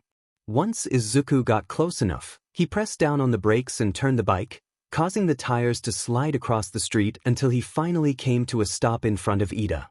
Catching his breath, he looked at Ida. Izuku was panting and said he made it. Ida confirmed that he certainly had. Izuku, still catching his breath, handed over the briefcase, which Ida happily accepted while looking directly at him. Ida thanked Midoriya for the support item, and Izuku hoped it would meet his expectations. Ida expressed his gratitude once more and mentioned he needed to board a train. With that, Ida began walking away, leaving Izuku, Uraraka, and Todoroki behind. After watching Ida leave, Uraraka turned to Izuku and smiled, expressing her confidence that he would make it.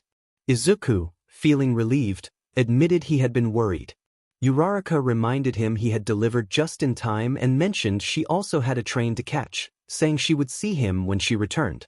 As Uraraka waved goodbye, Izuku turned to head back to UA. However, just before he could leave, Todoroki's voice called out to him. Izuku turned to see Todoroki looking directly at him and confirmed he was the support corps student known as Deku. He introduced himself as Izuku Midoriya, explaining that Deku was a nickname he had been given. Todoroki acknowledged this and introduced himself as Shoto Todoroki. Izuku recognized him from the sports festival and noted the impression he had made. Once they were acquainted, Todoroki prepared to leave. As he took a few steps away, Izuku realized something important and quickly got off his bike to catch up, placing his left hand on Todoroki's right shoulder. He called out to Todoroki, who stopped and turned back to face him. Izuku pulled a device from his pocket and held it out. He explained that he was supposed to give it to Uraraka, but since she was gone, he thought Todoroki should take it just in case. Todoroki asked what it was, and Izuku explained it was a tracking device he had placed in Ida's support item. Todoroki inquired why Izuku had done that. Izuku explained he had heard about what happened to Ida's brother and learned where Ida's hero internship would be Hosu, the same place where his brother had been attacked by the hero killer. Realizing the implications, Todoroki understood what Ida might be planning while in Hosu. Izuku urged Todoroki to keep an eye on the tracker if he found himself in Hosu. Todoroki agreed and took the tracking device before walking away. Izuku felt a sense of relief knowing someone would be looking out for Ida. Days passed, and Izuku was at home sitting on the couch, tinkering with one of his gadgets while the TV was on. Suddenly, he heard the news about the hero killer's defeat at the hands of the second-ranked pro hero, Endeavor. Intrigued, Izuku turned to the TV to hear more about the hero killer's downfall. The reporter announced that the hero killer, Stain, who had been targeting certain heroes, had finally been stopped by Endeavor. However, the defeat came at a cost, as a pro hero and two young heroes interning had been injured and taken to the hospital. Izuku felt a wave of worry wash over him upon hearing about the two young heroes. He quickly stood up from the couch and made his way to his room. Once there, he grabbed his phone and immediately called Ida. After several rings, he began pacing back and forth until he finally heard Ida's voice on the other end. Ida's greeting brought a breath of relief to Izuku. Stopped pacing. He expressed his gratitude that Ida was okay. Ida realized why Izuku had called and acknowledged that he had heard about the hero killer's defeat. Izuku explained that he knew Ida's hero internship was in Hosu, and once he heard about the hero killer, he felt compelled to check on him. Ida confirmed Izuku's assumption and admitted he had gone after the hero killer alone. There was a brief silence before Ida revealed that he had been injured, but thanks to Izuku he was alive. He explained that in the moment he was injured, he feared he would die at the hands of the person who had paralyzed his brother. However, Todoroki had appeared just in time to rescue him. Izuku felt relieved knowing Todoroki had been there to help Ida. He asked if Todoroki had been injured as well, to which Ida responded that he had sustained minor injuries but would be fine. Izuku expressed his gladness that both Ida and Todoroki were okay. Ida reiterated his gratitude, explaining that the support item Izuku had given him had allowed him to move faster than the hero killer and successfully knock him unconscious. Not only that, Todoroki had informed Izuku about the tracker that had been placed in his support item, and he felt truly grateful for it. He acknowledged that he was now in Midoriya's debt for everything that had been done. Izuku was happy to know he had been able to help through his support item and hoped for a quick recovery for Ida. He looked forward to seeing Ida back at school the following week, eager to discuss possible upgrades for his suit. The thought of being able to assist Ida even more brought a smirk to Izuku's face. After their conversation, Izuku ended the call with Ida and sent a text message to Todoroki, simply expressing his gratitude. He placed his phone back on the bedside drawer and stepped out of his room, heading to the living room to continue tinkering with his gadgets. Meanwhile, in Kamino, the hideout of the League of Villains, the leader, Shigaraki, sat at a bar counter, speaking with his only member, Kurogyri. Shigaraki had noticed something intriguing during the hero killer's final fight with a young boy who possessed a speed quirk. Kurogyri confirmed that he had also observed the boy's surprising speed, which had surpassed that of the hero killer himself. Shigaraki was left questioning how the boy had become faster in such a short time. Suddenly, the television at the far end of the bar turned on, capturing their attention. Shigaraki acknowledged the master who appeared on the screen, expressing his disappointment over the hero killer's defeat, noting that he would have made a perfect ally for their destructive plans. Shigaraki dismissed the hero killer's loss as a positive development. Kurogyri, curious about the master's sudden call, inquired about its purpose.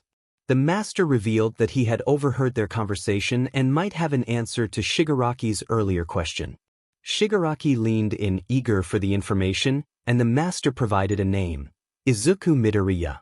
As a new week began, Izuku was excited to return to school, looking forward to seeing Ida in good health and thanking Todoroki once again for his assistance. However, he needed to head to class first. After entering the school and walking through the hallways, he arrived at his classroom and spotted Mei and Melissa chatting. He greeted them with a cheerful morning. Mei asked if Izuku had brought the homemade gadgets he had mentioned, and he confirmed he would show them during lunch in the workshop to avoid disturbing anyone. Mei sighed but agreed to wait. Melissa greeted Izuku and inquired about his weekend, to which he responded that he had finished some old projects and come up with new support item ideas that could be useful in a crisis. Their conversation was interrupted when Mr. Maijima entered the classroom, instructing the students to take their seats. The class quickly settled down, and attendance was taken before lessons began. As the hours passed, Izuku grew increasingly anxious for lunch, eager to see Ida and Todoroki. When lunchtime finally arrived, Izuku stood up and told Mei he would meet her in the workshop after lunch, as he had some people he wanted to talk to. Mei reminded him not to forget his gadgets. He assured her he would bring them and dashed off to the lunchroom, prompting Melissa to ask Mei where Izuku had gone. Mei explained that he had gone to see some people, but she didn't know who. She decided to head to the workshop to work on her new inventions. Melissa offered to accompany her, and Mei welcomed the company, suggesting that Melissa could help test her new creations. Although Melissa felt a bit nervous about the stability of Mei's inventions, she agreed to join her. Meanwhile, as Izuku made his way through the hallways, he arrived at the cafeteria, scanning the area for Ida or Todoroki. After a few moments of searching, he realized he couldn't find either of them, suspecting they might be busy with hero course activities. Even though he couldn't see them, Izuku felt confident that he would meet them again someday. He left the cafeteria and headed toward the workshop. As he walked through the hallways, a familiar voice called out to him from behind. Uraraka approached him, her face bright with happiness. Izuku greeted her warmly, pleased to see her again. She expressed her gratitude for the support he had given her, mentioning how it had helped her immensely. Izuku asked about her hero internship, curious to know how it had gone. Uraraka replied that it had been great, even though she hadn't engaged in any hero activities. Instead, she had learned a lot from Gunhead, which surprised Izuku. She explained that she wanted to learn new moves to tackle tough opponents, and thanks to Gunhead, she had acquired some impressive techniques. Izuku then inquired if she had seen Ida or Todoroki that day. Uraraka confirmed that she had seen them since they were in her class, but she had no idea where they were at the moment. She mentioned that her classmates had rushed out of the classroom as soon as the lunch bell rang, leaving Izuku puzzled about their whereabouts. Just then, he heard two voices calling his name from down the hallway. Turning around, he saw Mei and Melissa running toward him, looking frantic. Concerned, he asked what was wrong. They quickly informed him that the workshop had been invaded by students asking for him. Izuku was taken aback, struggling to comprehend why so many people would be looking for him. Mei urged him to hurry before the workshop was damaged, while Melissa insisted that he needed to come quickly. Without wasting any time, Mei and Melissa grabbed his wrists and pulled him along as they rushed back to the workshop. As they ran, Uraraka watched them go, a thought crossing her mind about the possibility of all those students wanting to see Izuku. Finally, they arrived at the workshop and stood in front of the metal door. As Izuku opened it, he was met with the sight of all the students from Class 1A, who turned to him with eager expressions. He hesitantly asked if they had all come to see him. In an instant, the students rushed forward, bombarding him with requests for support items. Overwhelmed by the sudden attention, Izuku felt lost until Ida and Todoroki stepped in front of him, commanding the students to calm down. They instructed everyone to form an orderly line to submit their requests, allowing Izuku the space he needed. With the students now organized, Ida and Todoroki checked in on Izuku, ensuring he was okay. Grateful for their support, Izuku smiled, appreciating how they had come to his aid. After receiving numerous orders from Class 1A, Izuku was astonished by the volume of requests for support items. While excited, he realized he was in over his head, unsure how he would manage to fulfill them all alone.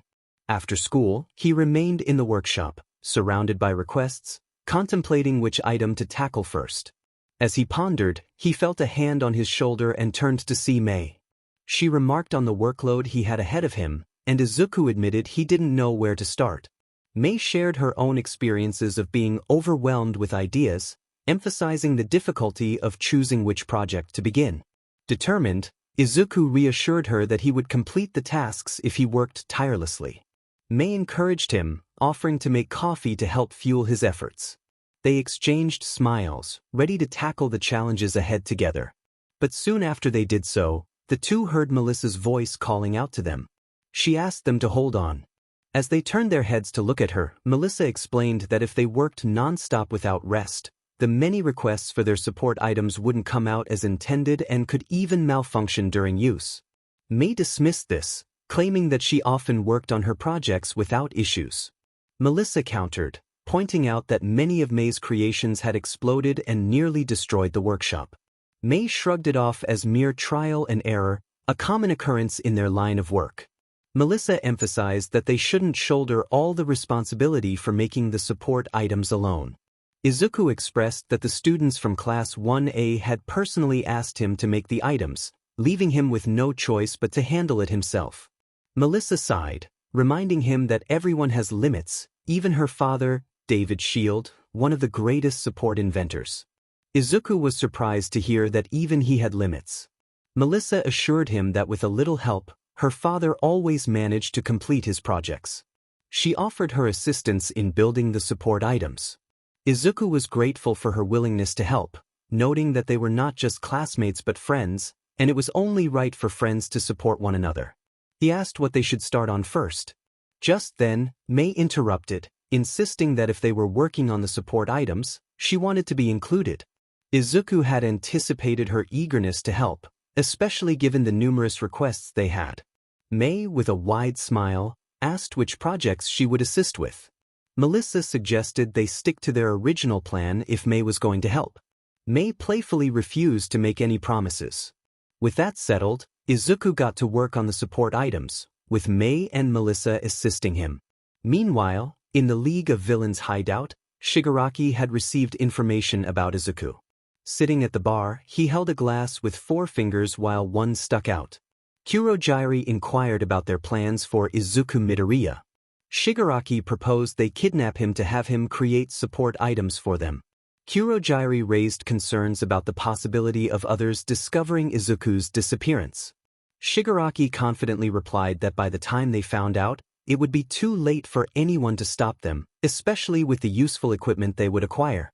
Kurojairi questioned what they would do if Izuku refused to cooperate, but Shigaraki assured him that he would make sure he did.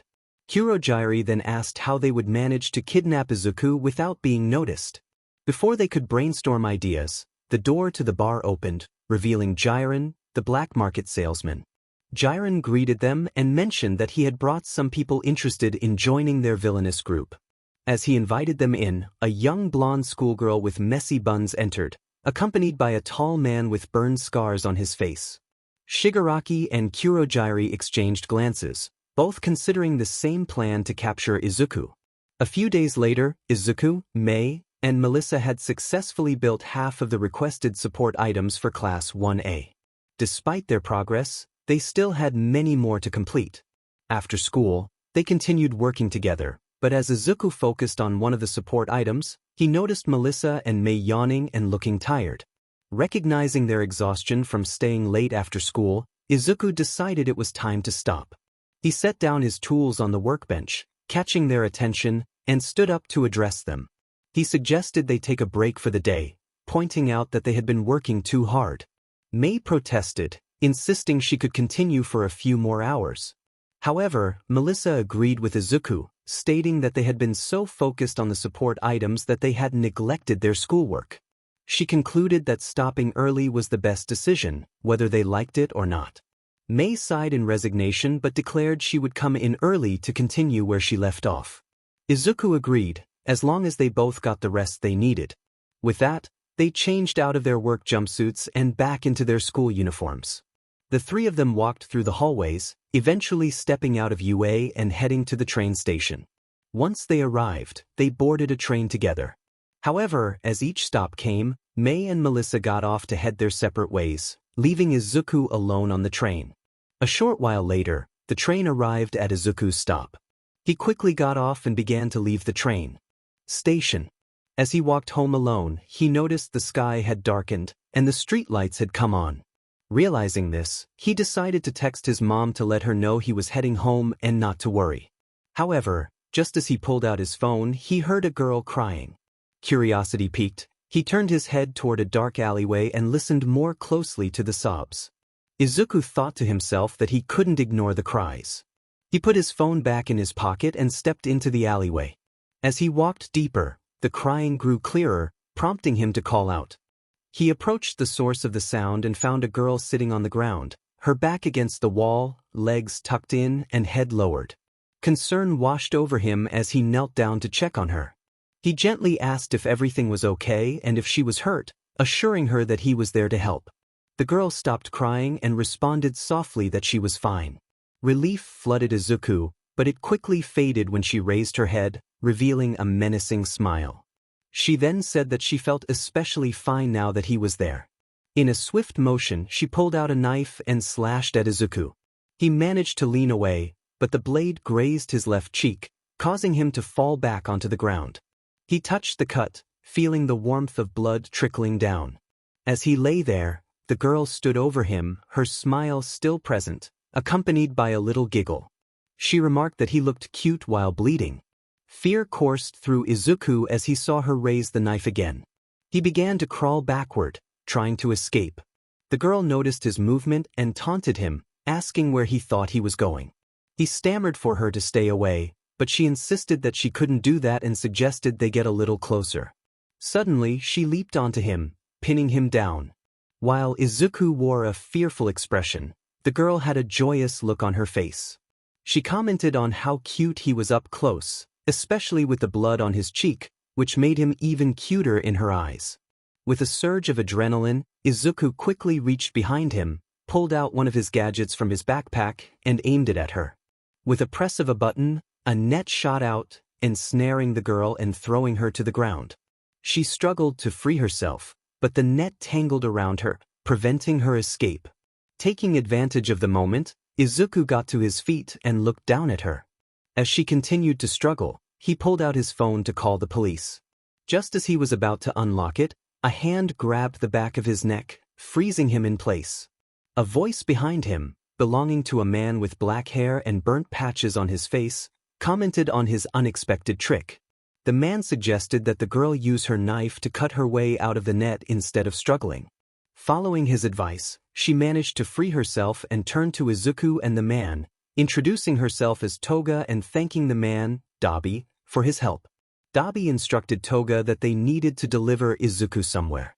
Toga, eager for more excitement, asked if she could cut him a bit more, but Dabi refused.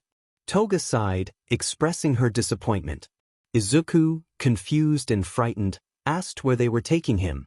Dabi replied that they were going to a place where his skills could be put to better use but warned that they couldn't let him know where they were going. Toga added that it was nap time for him. Without warning, she pulled out a handkerchief from her sweater pocket and placed it over Izuku's mouth and nose.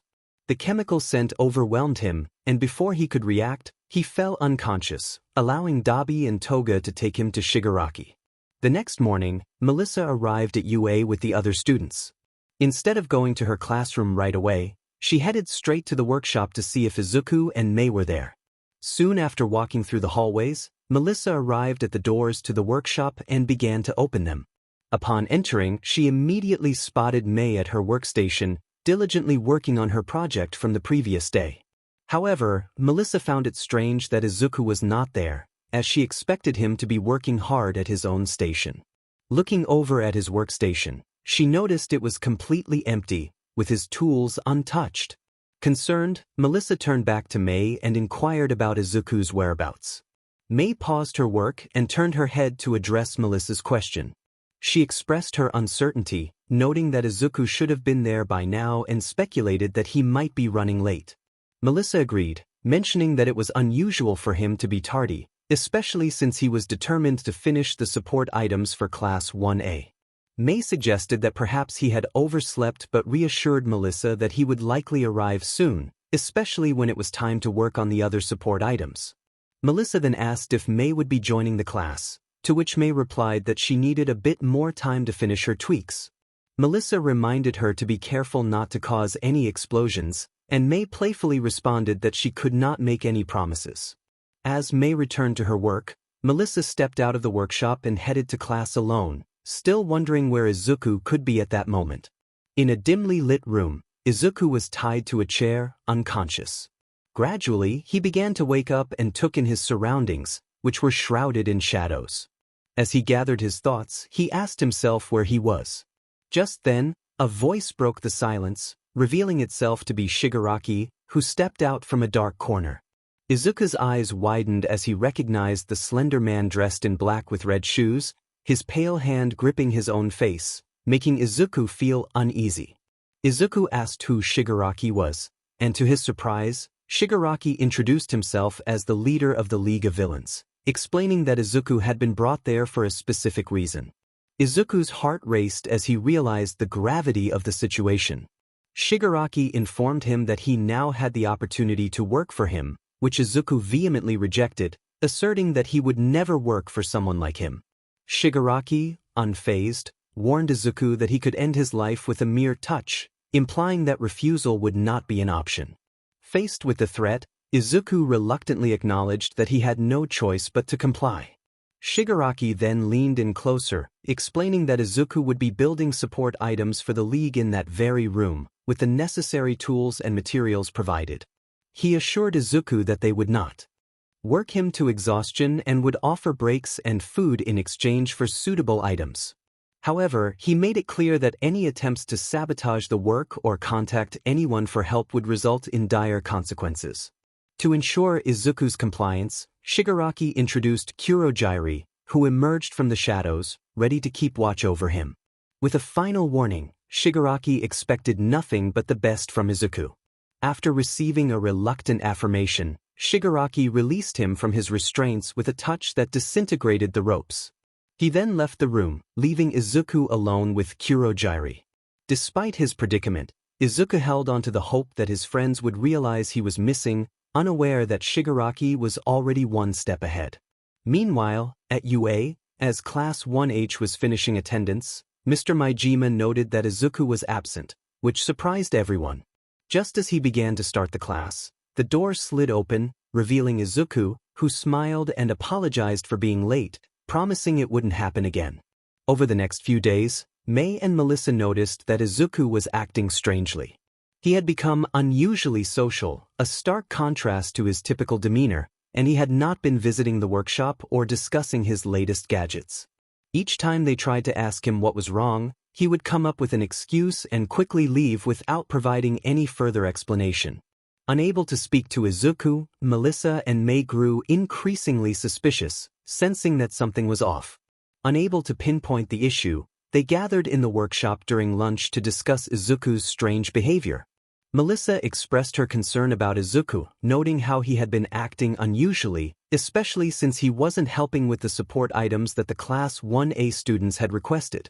Mei agreed, suggesting that perhaps she could create something to help Izuku open up about what was bothering him. Melissa, however, pointed out that forcing him to talk wouldn't work. They needed him to share willingly. Mei lamented that Izuku's behavior made it difficult to approach him, as he no longer greeted them in the mornings. Melissa acknowledged the problem and insisted they needed to find a way to understand what was wrong with him. Mei agreed, but they both felt stumped about how to uncover the truth without Izuku's cooperation. Just then, the door to the workshop opened, and they turned to see Uraraka step inside, asking if Deku was there. At that moment, an idea sparked in both Mei and Melissa's minds. After school ended, students began to leave UA, including Izuku, who walked toward the gates with a smile. Suddenly, he heard someone call his name. Uraraka approached him, expressing her happiness at catching up. Izuku looked a bit confused at first but soon smiled and asked what was up. Uraraka suggested they grab coffee together, hoping to spend some time talking. Although Izuku initially hesitated, he was charmed by her sweet smile and eventually agreed. As they walked side by side toward the gate, Mei and Melissa peeked over a bush, watching the two interact. Melissa noted that their plan was proceeding as intended, while Mei appreciated the earpiece and microphone that allowed them to hear the conversation. Once at a cafe, Izuku and Uraraka sat across from each other with coffee in front of them, while Mei and Melissa observed from a booth out of Izuku's sight. They listened in on the conversation through their earpieces. Uraraka asked Izuku why he had been spending less time in the workshop, to which he explained that he had been working hard on the support items and decided to take a break.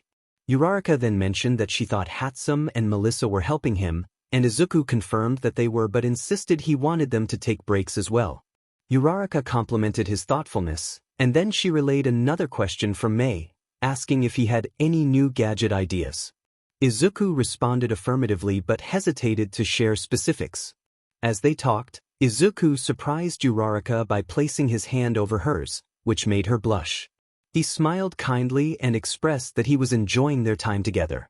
Uraraka echoed his sentiment, but Izuku soon mentioned he had to leave for important matters, reassuring her that they would see each other at school the next day.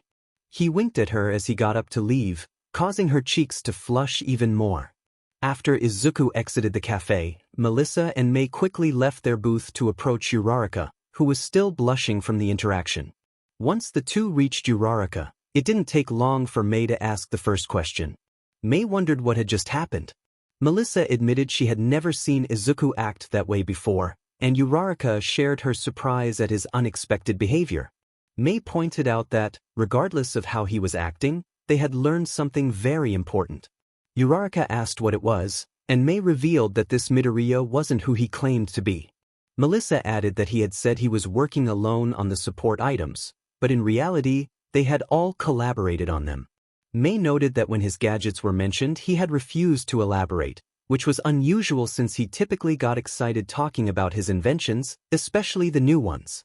Uraraka suggested that this Deku could possibly be an imposter, to which Melissa agreed, but emphasized that they needed more evidence before making any claims. They decided it would be best to keep a close watch on him. Later, Izuku arrived home and greeted his mother before heading to his room. After locking the door, he dropped his backpack on the floor and flopped onto his bed, staring at the ceiling to relax. Suddenly, his phone began ringing. He reached into his pocket and pulled out a phone that was different from his usual one. It was pink and lacked his All Might case. As he answered the call, he pressed it to his ear, but as he did, his skin and hair began to change. On the other end, Shigaraki's voice spoke to him. He mentioned it was about time he picked up and expressed concern that they might have caught him.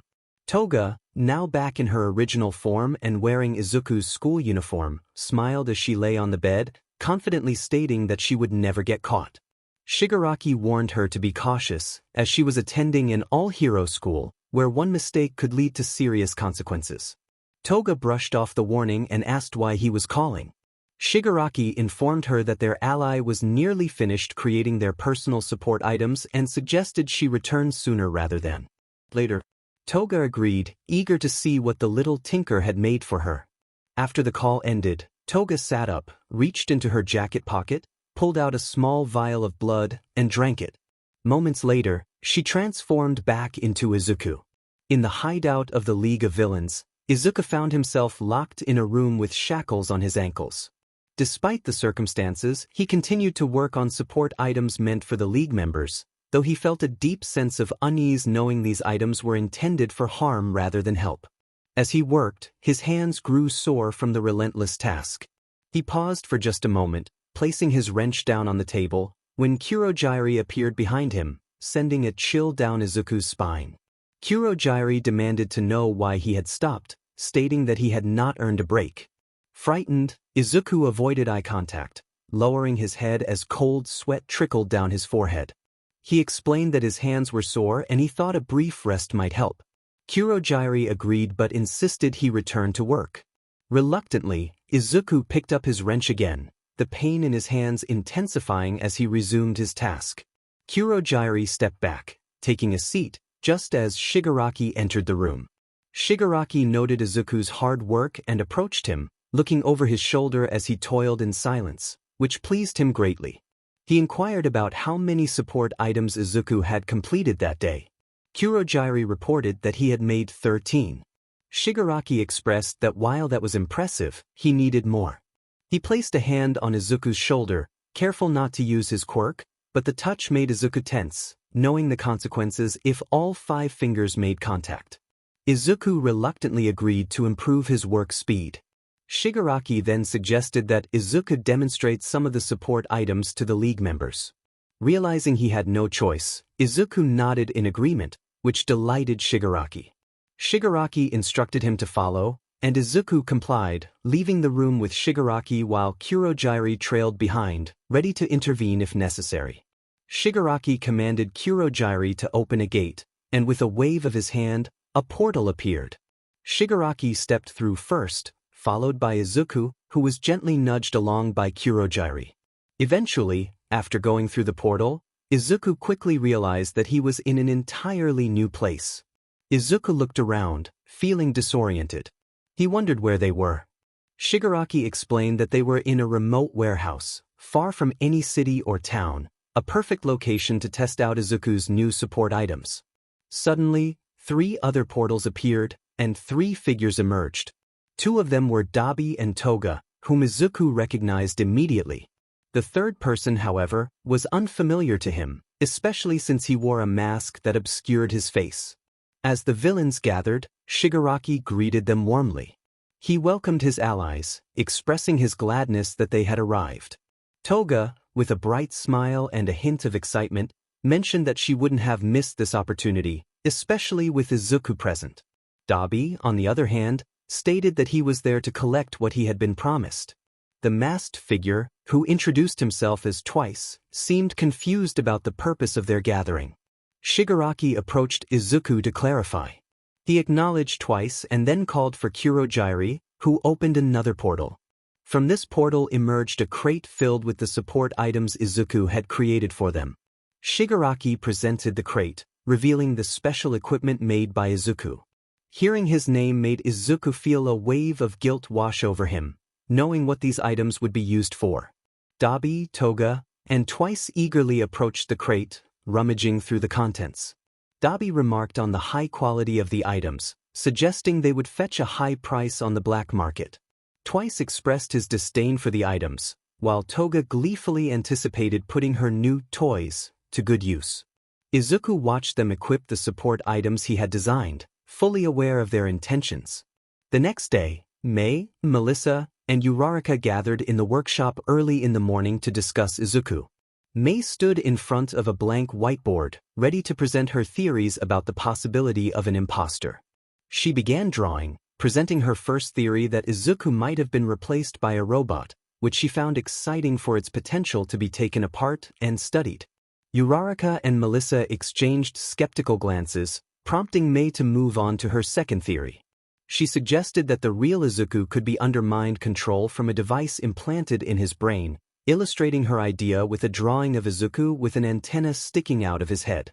Again, her friends found it hard to believe, thinking such scenarios belonged in movies. Undeterred, Mei introduced her third theory, proposing that the Izuku they knew might actually be someone wearing a mask. She illustrated this concept with a drawing of Izuku removing a mask from his face. Melissa and Uraraka remained unconvinced, leading Mei to express her disappointment. She tossed her marker aside and approached the center table where her friends stood. Melissa reminded them that they had speculated about the possibility of an imposter but lacked any evidence to support their claims. Uraraka questioned how they could monitor this imposter without revealing their suspicions. Mei excitedly mentioned that she had been working on some spy gadgets that could help them keep an eye on the fake Izuku. When asked about the gadgets, she pointed to a large pile of her previous prototypes, which included various support items.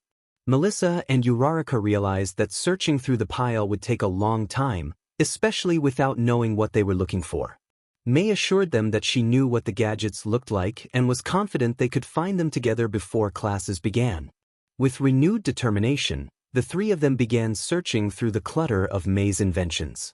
Meanwhile, at the front gates of UA, Toga, disguised as Izuku, stepped onto the campus. Just then her phone rang. She reached into her jacket pocket and pulled out her pink phone, holding it to her ear. Izuku Midoriya was on the line, and Toga couldn't help but impersonate him. She heard Shigaraki's voice on the other end of the phone, sounding impatient. Shigaraki urged Toga to stop playing around, and she playfully apologized, unable to resist the temptation. He then asked if she had everything ready for their plan, to which Toga eagerly confirmed. Shigaraki reminded her that they needed to execute the plan flawlessly, otherwise, she would be left to face a school full of heroes alone. Toga assured him that everything would go according to his wishes, expressing her excitement for the chaos that was about to unfold. Shigaraki expressed his anticipation as well but warned her that if she messed up, the entire operation would be jeopardized.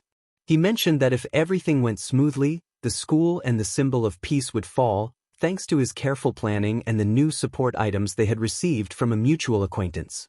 Toga then inquired about what he planned to do with that acquaintance after their mission was complete. Shigaraki admitted he had considered eliminating him but decided to keep him around a bit longer due to his usefulness. Toga playfully suggested that if he ever grew tired of him, he should hand him over to her. Shigaraki said he would think about it and instructed her to get to work. Toga acknowledged his command and ended the call, tucking her phone back into her jacket pocket. She then opened her yellow backpack, revealing an assortment of explosives that brought a smile to her face. Meanwhile, at UA, Toga, disguised as Izuku, was stealthily planting explosives in hidden areas of the empty school building. In the workshop, the other girls were deep in thought, trying to figure out who this imposter could be. Uraraka voiced her frustration after hours of brainstorming, suggesting they should inform the authorities about the situation. Melissa agreed, emphasizing the importance of finding the real Izuku while also addressing the threat posed by the imposter. Mei, however, insisted they were close to uncovering the truth and urged them to keep thinking. Melissa reiterated that they needed to act quickly, and Mei reluctantly agreed. The three girls decided to find a teacher to explain their concerns. As they approached the door, it suddenly slid open, revealing Toga, still in her Izuku disguise. The girls were taken aback, and Toga feigned surprise at their presence. She nervously claimed she was there to work on support items. Melissa offered to help, but Toga insisted she could manage on her own. May and Melissa exchanged glances and decided to support her regardless. They smiled and reassured her that they would lend a hand, just as they always did. Toga attempted to protest, but before she could finish, they pulled her into the workshop and brought her to Izuku's workstation. Melissa whispered to Uraraka, instructing her to find a teacher while they kept Toga occupied. Uraraka quickly left the room, leaving Toga alone with May and Melissa. Realizing she was in a tight spot, Toga knew she needed to maintain her disguise and figure out how to build a support item. She insisted that she could handle it herself, but Melissa and May were not convinced. They decided to play along, encouraging her to show them how she built support items. Toga, feeling the pressure, reluctantly agreed to demonstrate her skills. Facing the workstation, she scanned the table for tools and finally grabbed a wrench and a half-built metal container, ready to give it her best shot. With a wrench in hand and a small metal container in front of her, Toga felt the pressure of May and Melissa's focused gazes. As she placed the wrench against one of the bolts on the container, she attempted to twist it, but the bolt was stuck. May, observing Toga's struggle, spoke up, expressing her concern. Toga reassured them, insisting that it was just part of the process and that she needed to twist a little harder. As she pulled the wrench with all her might, she suddenly lost her grip, causing her to stumble backward. Panic surged through her as she realized the potential danger of falling with the explosives in her backpack. In her mind, Toga thought about the consequences of such a fall. Just as she feared the worst, Melissa caught her, prompting Toga to look up in surprise. Melissa commented on Toga's unusual methods, while May added that Toga could have simply opened the container with ease. Toga, seeing May effortlessly remove the lid, felt the urgency to escape before they discovered her true identity. She quickly lifted herself up and began to step away, making up an excuse about needing some fresh air. As she turned to leave, May grabbed the strap of Toga's backpack, halting her progress. Toga looked back, confused by May's actions. May demanded to know who Toga really was and where Midoriya was. Toga feigned ignorance, but Melissa insisted they knew she wasn't the real Izuku, urging her to reveal the truth. Realizing her cover was blown, Toga smiled and deactivated her quirk, causing her appearance to shift before their eyes. As her transformation completed, she revealed herself, arms raised, showcasing cylindrical gauntlets on her wrists with rectangular openings aimed at them. Excitedly, Toga declared her intention to show them what her gadgets could do. The cylinders began rotating, launching blades toward May and Melissa, who quickly took cover behind a metal table. While under fire, May noticed she was near her workstations and quickly crawled to open a cabinet. She retrieved a useful gadget and returned to cover, holding it tightly. Melissa, puzzled, asked what May had. May revealed it was a prototype she called her Barrel of Fun, and warned Melissa to take cover. Without hesitation, May tossed the gadget into the air, and Toga's blades pierced it, causing a loud explosion. Toga momentarily halted her attack, but before she could resume, a red net ensnared her, tightening until she was immobilized on the ground. With Toga captured, May and Melissa approached her, and May blew away the smoke from the net. Melissa noted that now they could find out where their friend was. After successfully capturing Toga, May and Melissa secured her to a chair, which Toga found quite displeasing.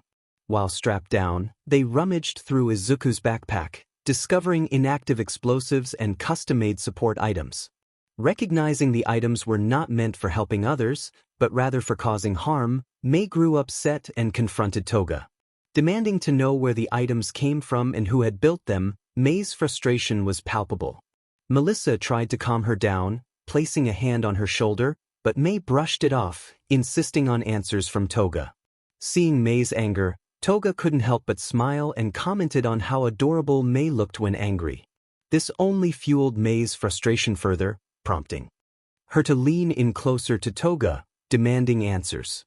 Melissa, sensing the escalating tension, intervened by pulling May away from Toga, trying to soothe her. Facing May, Melissa encouraged her to calm down, but May's agitation remained, fixated on the implications of Toga's support items. As May's angry expression began to soften, she lowered her head and spoke softly, saying that the support items were perfect. This left Melissa utterly confused.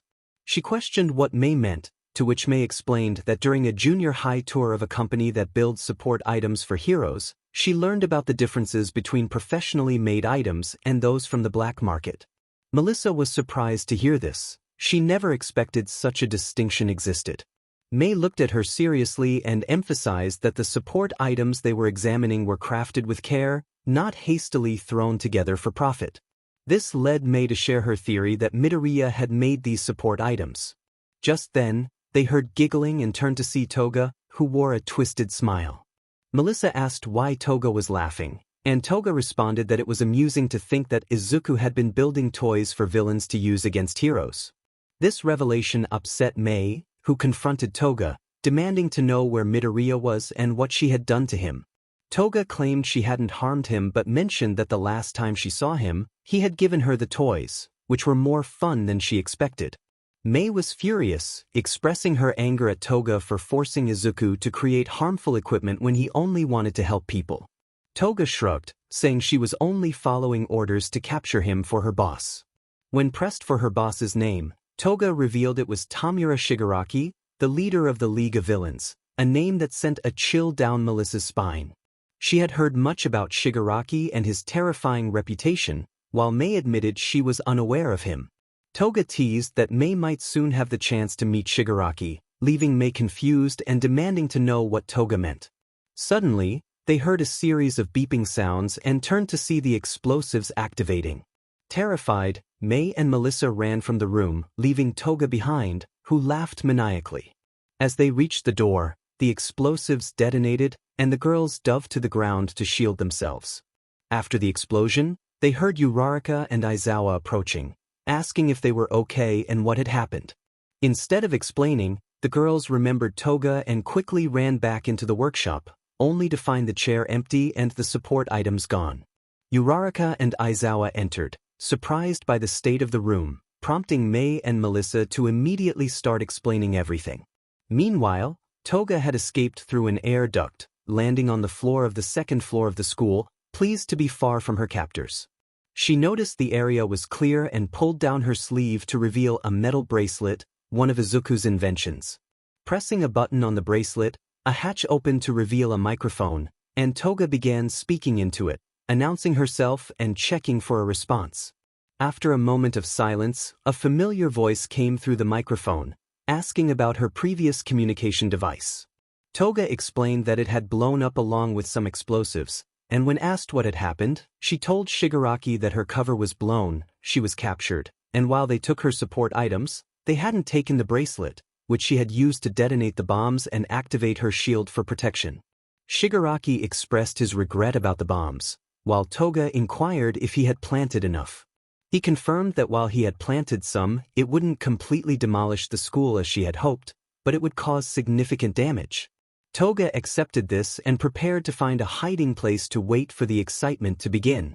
In an undisclosed location, Shigaraki entered a large room where the rest of the league was gathered, equipping their specially made support items. He clapped his hands to get their attention, causing them to stop and focus on him. He informed them that their spy, Toga, had planted several bombs around UA High. Dabi questioned why there were only a few, and Shigaraki explained that she had to use some for a quick escape.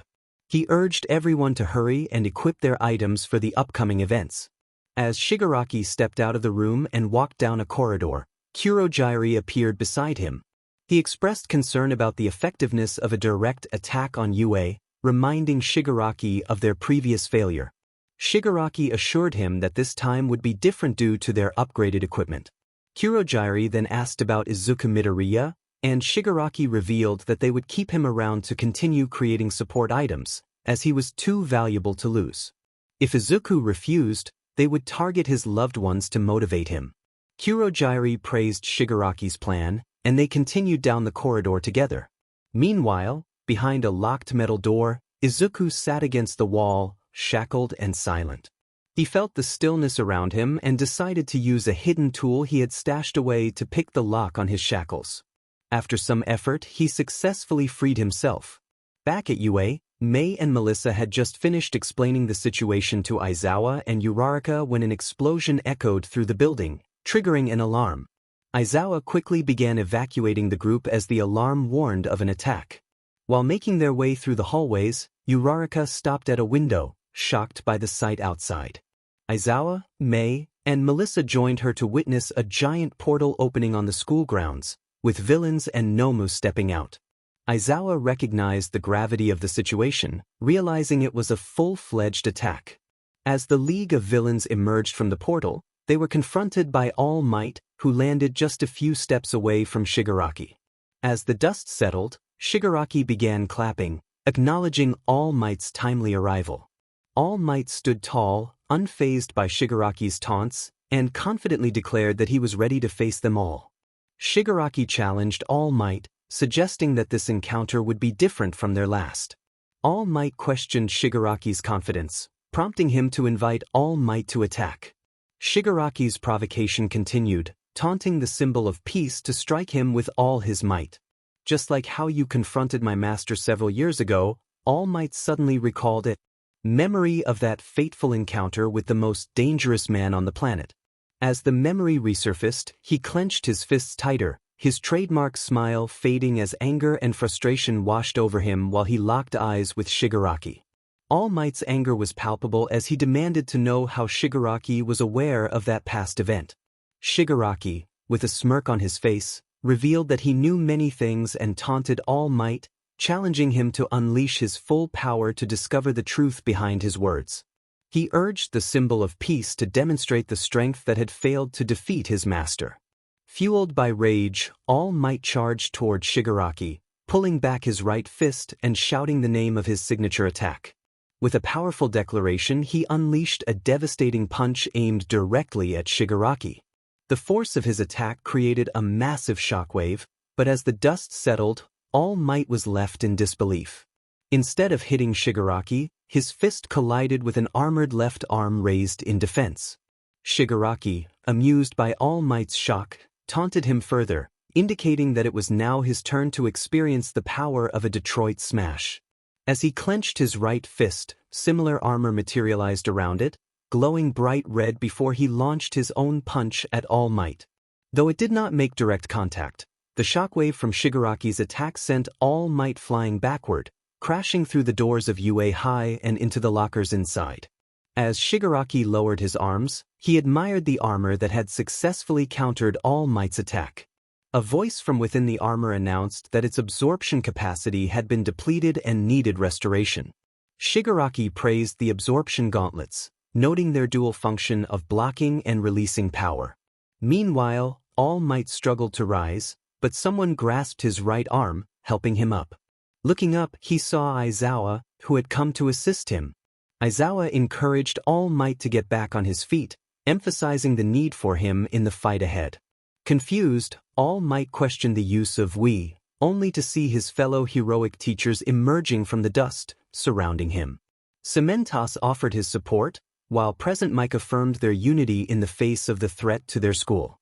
Midnight acknowledged the need for more heroes, and Ectoplasm reassured them that he had contacted the police and other heroes, though it would take time for them to arrive.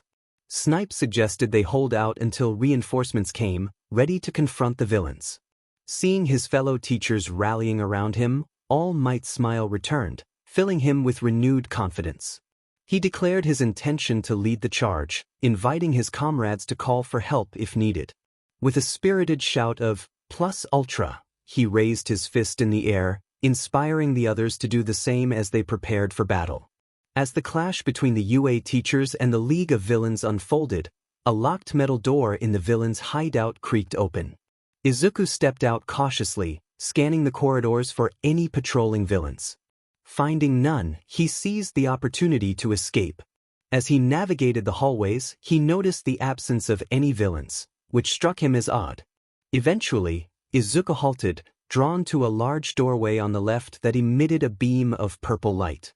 Recognizing the potential danger, he initially turned away, but then, summoning his courage, he decided to investigate.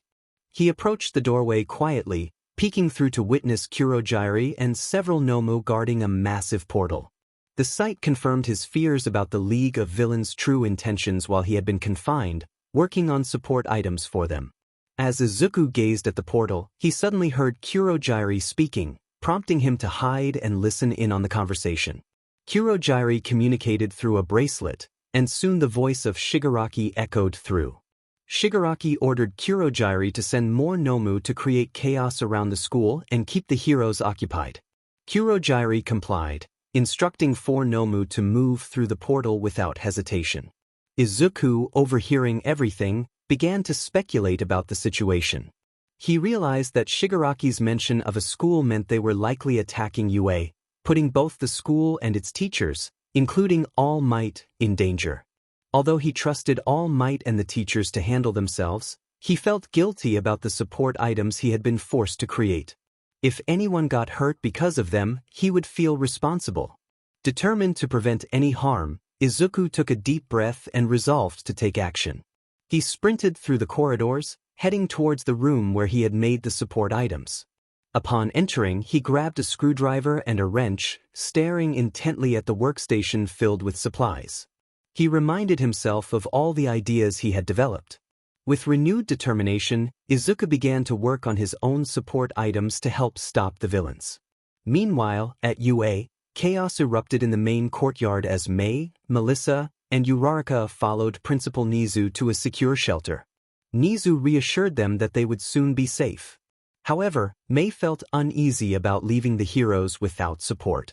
She abruptly stopped, catching the attention of Melissa and Uraraka. Concerned, Melissa asked why Mei had halted, while Uraraka urged her to keep moving.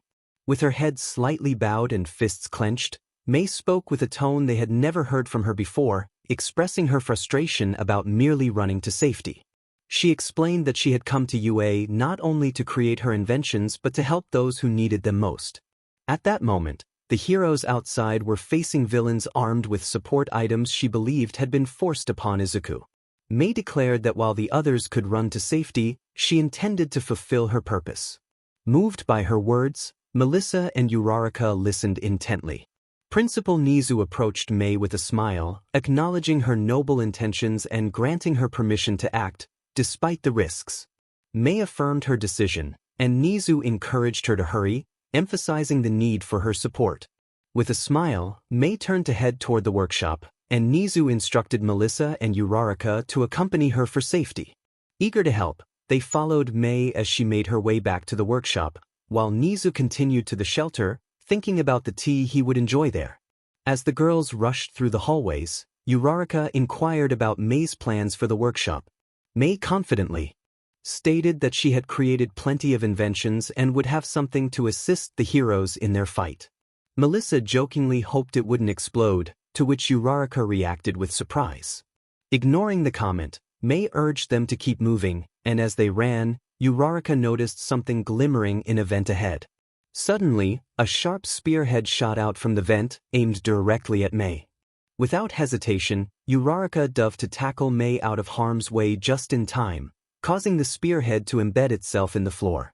Melissa rushed over to check on them, asking if they were all right. As Uraraka got to her feet, she confirmed they were fine, while Mei questioned what had just happened. The 3 girls turned back to the spearhead, which began to move, pulling itself out of the ground and flying back to where it had come from. Seeing the spearhead return, the girls quickly turned to watch where it was headed. They noticed it was flying back to the source from which it was shot, aimed directly at Mei. Toga, holding the spearhead in her right hand thanks to a strong magnet in her glove, smiled and remarked on Mei's quick reflexes. Melissa recognized Toga and expressed her surprise at seeing her again. Toga responded cheerfully, asking if Mei was happy to see her. Mei, feeling anger rise within her, noticed Toga was now equipped with various support items that Izuku had created. This only fueled her frustration, and she lifted herself up to confront Toga with a fierce expression. Mei declared her disapproval of Toga wearing the support items, which caught Toga's attention. Toga, unfazed by Mei's anger, continued to smile and taunted her about Izuku's creations, suggesting that Mei was upset because he had not made anything for her. Uraraka, remaining calm amidst the tension, intervened to prevent Mei from confronting Toga directly. She warned Mei not to let Toga provoke her, explaining that it was part of Toga's strategy. Mei insisted she couldn't stand by and watch Toga flaunt the items that Midoriya had been forced to make. Uraraka reassured Mei that she understood her frustration but urged her not to approach Toga. Mei reluctantly agreed but expressed concern about how to get past Toga, who was blocking their path to the workshop. Uraraka confidently stated that she would handle the situation while Mei and Melissa made their way to the workshop. Despite Mei's worries about Toga's firepower, Uraraka remained determined. She instructed the others to run when she gave the signal. As Uraraka slowly approached Toga, the two locked eyes, and Uraraka charged at her.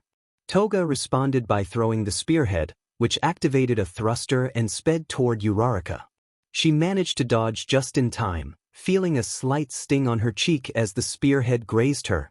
Undeterred, Uraraka continued her charge and got close enough to Toga to grab her left forearm, moving it aside before delivering a powerful elbow strike to Toga's gut. This moment of distraction allowed Uraraka to shout for Mei and Melissa to go. As they dashed past, Toga noticed their escape and broke free from Uraraka's hold. She extended her arm to shoot knives at them, but Uraraka tackled her to the ground, restraining her arms to prevent any further attacks. Uraraka urged Mei and Melissa to keep moving until they were out of sight. Once they were gone, Uraraka heard Toga giggling. Looking down, she saw Toga grinning widely. Uraraka questioned Toga's smile, to which Toga ominously replied that even if they were defeated, they would take the school down with them. Suddenly, a massive explosion erupted from the wall beside them, sending debris flying through the windows. Uraraka quickly activated her quirk to float, but as she looked down, she saw Toga falling, still smiling. Toga aimed her wrist-mounted device at Uraraka, but instead of knives, she launched a grappling hook that soared past Uraraka and latched onto a metal beam exposed by the explosion. As Toga was pulled back up to safety, she waved goodbye to Uraraka, leaving her to wonder what would happen next. Eventually, Toga returned to the floor from which she had been blown away. She glanced in the direction where Mei and Melissa had run, then looked back at Uraraka, who was still gazing up at her. Toga smiled one last time at Uraraka before turning around and pursuing Mei and Melissa. However, Uraraka was determined not to let her escape. She touched the ground and began lifting some of the rubble that had fallen, causing it to float into the air. Using her quirk on herself once more, Uraraka jumped from one piece of floating rubble to another, ascending higher until she was close enough to the floor she had been thrown from. With a powerful leap, she landed back on the floor, pressing her fingers together to release her quirk from herself and the rubble. Breathing heavily from the exertion, she knew she couldn't rest for long. Uraraka quickly got back on her feet and ran after Toga. With the portal leading out to UA still open, the heroes understood the urgency of closing it to prevent more Nomu from appearing and to limit the villains' escape routes. However, they were unsure how to seal the portal, so they continued to fight, holding off the villains and Nomu while hoping for an opportunity to shut the portal soon. Meanwhile, in the League of Villains hideout, Kurojairi maintained the portal's opening, waiting for Shigaraki's orders to send in more Nomu, as he had plenty at his disposal. Kurojairi observed the situation with satisfaction, noting that the plan was proceeding as intended. He believed that success was within reach, thanks to Tamura's leadership. Suddenly, he heard one of the Nomu make a sound and glanced over to see it focused on the doorway. Turning to look, Kurojairi was surprised to find Izuku standing in the doorway, equipped with some of his recently constructed support items. Despite the sight of Izuku, Kurojairi felt no threat, remaining calm with his hands behind his back. Kurojairi addressed Izuku, asking how he had escaped his cell. Izuku remained silent, his serious expression conveying his determination. Kurojairi suggested that Izuku turn around and leave before the Nomu perceived him as a threat. Confident that Izuku would heed his advice, Kurojairi was taken aback when Izuku stepped forward, causing the Nomu to growl and snarl at him. Realizing the danger, Kurojairi attempted to reason with Izuku, warning him that the Nomu were there for protection and viewed him as a potential threat. He urged Izuku to comply with his orders for his own safety. Despite recognizing he was outnumbered, Izuku felt confident in his abilities and support items. Taking a deep breath, he looked at Kurogyari and declared his readiness to face the challenge. With those words, Izuku stepped forward again, prompting the Nomu to charge at him. Kurogyari, fearing for Izuku's safety, extended his arm to open a portal and pull him through. However, before he could act, the Nomu were almost upon Izuku. Izuku activated a small cannon strapped to his forearm just as the Nomu closed in. The cannon released a large cloud of thick smoke, enveloping both Izuku and the Nomu. In the confusion, the Nomu struggled to see each other, eager to find Izuku. One of the larger Nomu, spotting a shadow in front of him, raised his arm and struck down, hitting what turned out to be a smaller Nomu, which fell lifelessly to the ground. Just after that Nomu was eliminated, the larger one felt something attached to its chest. Looking down, it saw a device beeping rapidly. Before it could react, an explosion of ice erupted, encasing the Nomu in a thick layer of ice. Similar devices were thrown into the smoke, resulting in many other Nomu being trapped in ice as well. As the sounds of beeping and explosions faded, so did the noises of the Nomu, leaving Kurogyari puzzled about what had just transpired in the smoke. Cautiously, he began to step toward the smoke, keeping his guard up in case something emerged. As Kurogyari approached, he suddenly stopped when he saw Izuku emerge from the smoke, charging straight toward him. Reacting quickly, Kurogyari extended his arm and shot out a small portal to intercept him. However, to his shock, the portal passed right through Izuku. Kurogyari was bewildered, questioning how this was possible. As Izuku drew nearer, his body flickered and then vanished from sight. Confused, Kurogyari looked down to see a small circular device sliding toward him, stopping at his feet. As he examined it, Izuku reappeared, this time not running but facing a different direction. He threw something, and Kurogyari felt a sudden attachment on the left side of his metal brace around his neck. Hearing a familiar beeping sound, he glanced to his left and saw Izuku one last time before the beeping ceased, followed by a sudden explosion that encased Kurogyari in a thick layer of ice, trapping him. With Kurogyari and the Nomu dealt with, Izuku turned his attention to the portal, which was shrinking due to Kurogyari's loss of control. Realizing time was running out, he sprinted toward it, growing smaller until he dove through just as it closed behind him.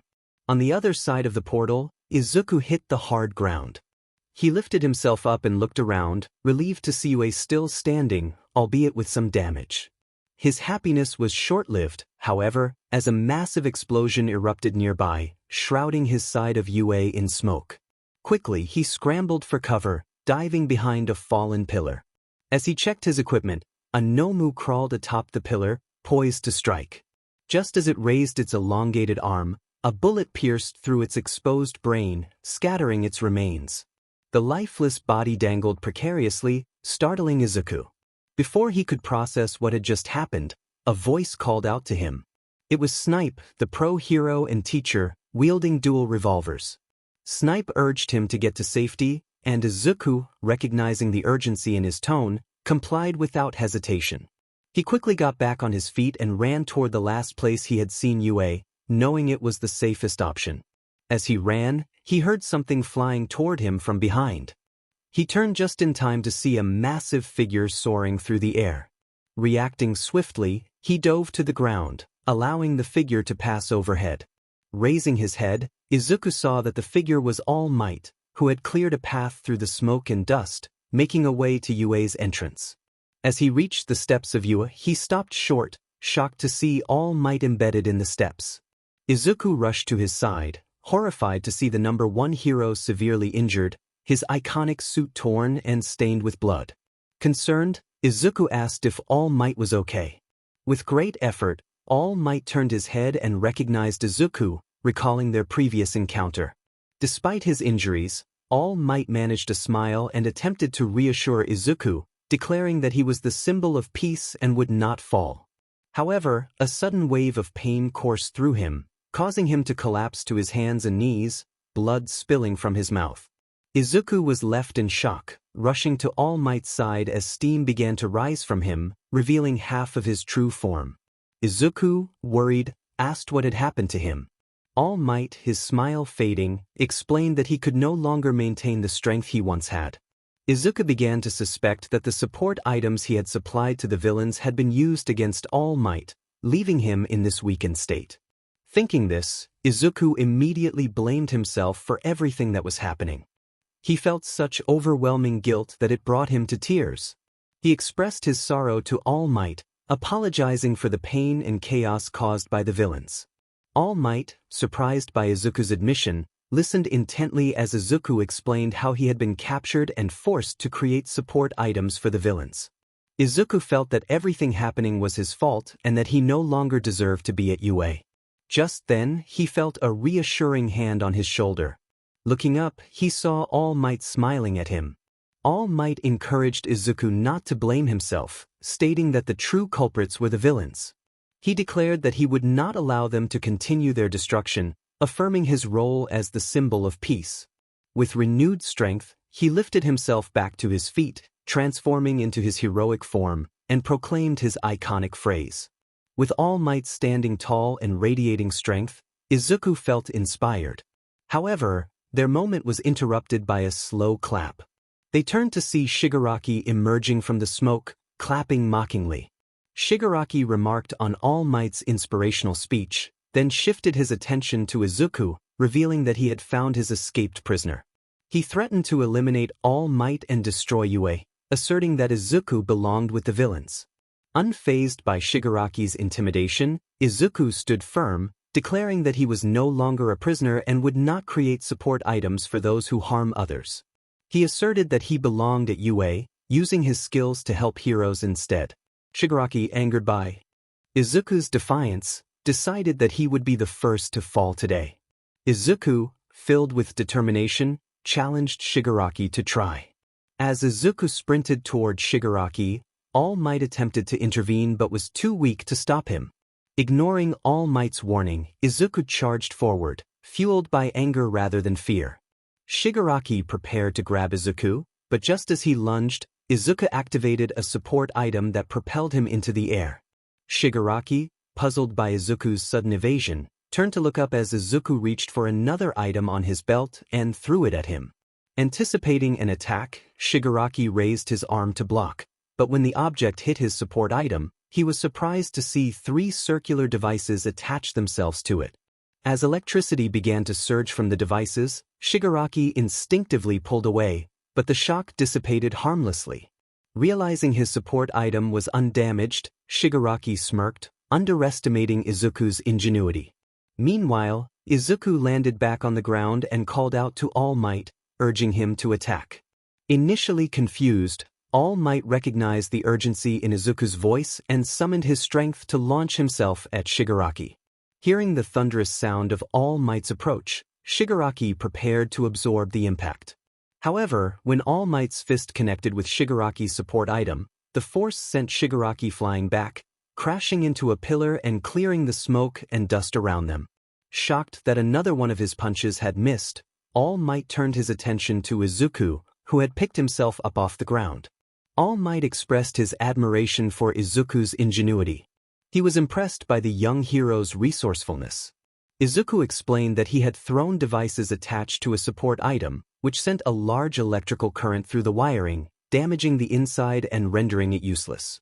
All Might couldn't help but feel a sense of pride in Izuku's craftsmanship. With the fighting still ongoing, Izuku joined the fray, equipped with minimal support items. He knew it wouldn't be enough to stop the villains or assist the heroes, but fortunately, a good friend of his had been thinking ahead. Inside UA, Mei and Melissa finally arrived at the workshop, which was still in disarray from the earlier explosion. Undeterred, they entered and headed straight for a pile of Mei's support item prototypes. Some were damaged, but there were enough intact items that the explosion hadn't destroyed everything. As they began to dig through the pile, Melissa asked Mei a serious question about what they were searching for. Mei replied that they needed anything that could help the heroes, urging Melissa to keep looking until they found something useful. Eventually, Melissa discovered an item that seemed promising. Just as she was about to show it to Mei, a knife suddenly pierced through the support item, sending it flying from her hands and embedding itself into the wall. Both girls froze as they turned to see Toga standing in the doorway, grinning and aiming her support item at them. Toga ordered them to stop what they were doing and press their backs against the wall, which they complied with, raising their hands in surrender. Toga then asked which one of them wanted to go first, leaving May and Melissa terrified and exchanging worried glances. However, May noticed Uraraka peeking through the doorway, and a glimmer of hope sparked within her. Seizing the moment, May decided to distract Toga by proposing a deal. She mentioned that Toga's group had Midoriya in their possession and suggested that they could help create more support items for the villains. Melissa was shocked by May's suggestion, but she remained unaware of May's true plan. May continued, explaining that if Toga took them along, they could provide an endless supply of equipment for her group. Toga considered the offer, intrigued by the potential benefits for the League of Villains. After a moment of thought, she agreed to the proposal but decided it would be best to take only one of them.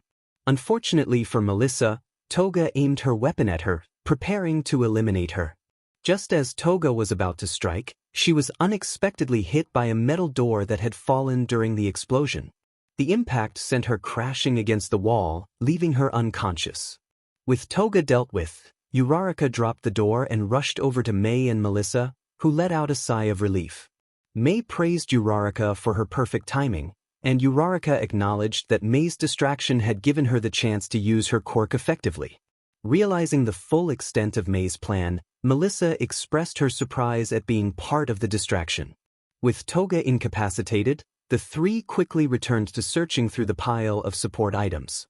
Meanwhile, back on the battlefield, the heroes were still struggling against the villains equipped with support items. Fortunately, Izuku was there to lend a helping hand. Ectoplasm was managing to hold off several Nomu and villains using his quirk to create clones of himself, but he soon found himself facing off against Twice, who was creating clones of his allies and some of the smaller Nomu. Well, no matter, Twice's duplicates had no chance against Ectoplasm's abilities. With a cocky demeanor, Twice slammed his right hand on the support item on his chest, causing duplicates of himself to emerge. Soon, a multitude of Twice surrounded Ectoplasm, overwhelming him with their numbers. Yet, Ectoplasm was determined to stand his ground and prepared for an intense confrontation. Before any of the clones could charge, small metal ball began rolling across the ground, stopping at the feet of the clones. Twice noticed the ball and felt a wave of confusion wash over him. He wondered what they were when, suddenly, the ball exploded one by one, sending many of the clones flying back, their forms splattering upon impact. The only ones still standing were Ectoplasm and a few of Twice's clones, who remained completely unharmed and unfazed. However, one clone sat on the ground, coughing from the dust that filled the air. Twice coughed and exclaimed in disbelief about the explosions. Just then he felt something hit his chest, prompting him to look down and discover a device attached to his support item. He questioned what it was, and before he could ponder further, the device sent a surge of electricity through his support item. Feeling as if he were being electrocuted, he began to move around frantically. Meanwhile, Ectoplasm heard a familiar voice call out to him. Ectoplasm turned to see All Might standing nearby, who asked if he was okay. Ectoplasm inquired if All Might was responsible for the situation. All Might clarified that it was the work of someone essential to their battle. Ectoplasm, puzzled, glanced back at Twice, who realized he was not being electrocuted after all. Twice cheerfully declared he was fine when suddenly, he felt a tap on his shoulder. Turning his head, he was met with a powerful punch to the face that knocked him out cold. Ectoplasm observed that Izuku was the one who had delivered the blow, his left hand pulled back, wearing a glove with wiring connected to a small metal bar at his knuckles. Ectoplasm asked All Might who the young man was. All Might explained that Izuku was the one who would disable the villain's support items, but he would need their assistance. Ectoplasm readily agreed to help Izuku and the remarkable young hero. All Might praised Ectoplasm's willingness, and Izuku urged them to keep moving, noting that they had taken down another opponent. All Might confirmed he was right behind Izuku as they followed him to target another villain's support item. One by one, Izuku short-circuited each villain's support item, rendering them useless. With the villains unable to use their quirks, the heroes quickly dealt with them, gaining the upper hand against the Nomu. Soon, only a handful of Nomu and one villain with a functioning support item remained. Dabi, who noticed a large group of heroes approaching. As the heroes closed in, Dabi felt a hand grip his shoulder. He turned, ready to retaliate, but halted when he recognized Shigaraki. Shigaraki informed Dabi that he was the last one with a working support item and urged him to eliminate the heroes. Dabi assessed the approaching heroes and decided to use a lever on his support item that he had intended for Endeavor.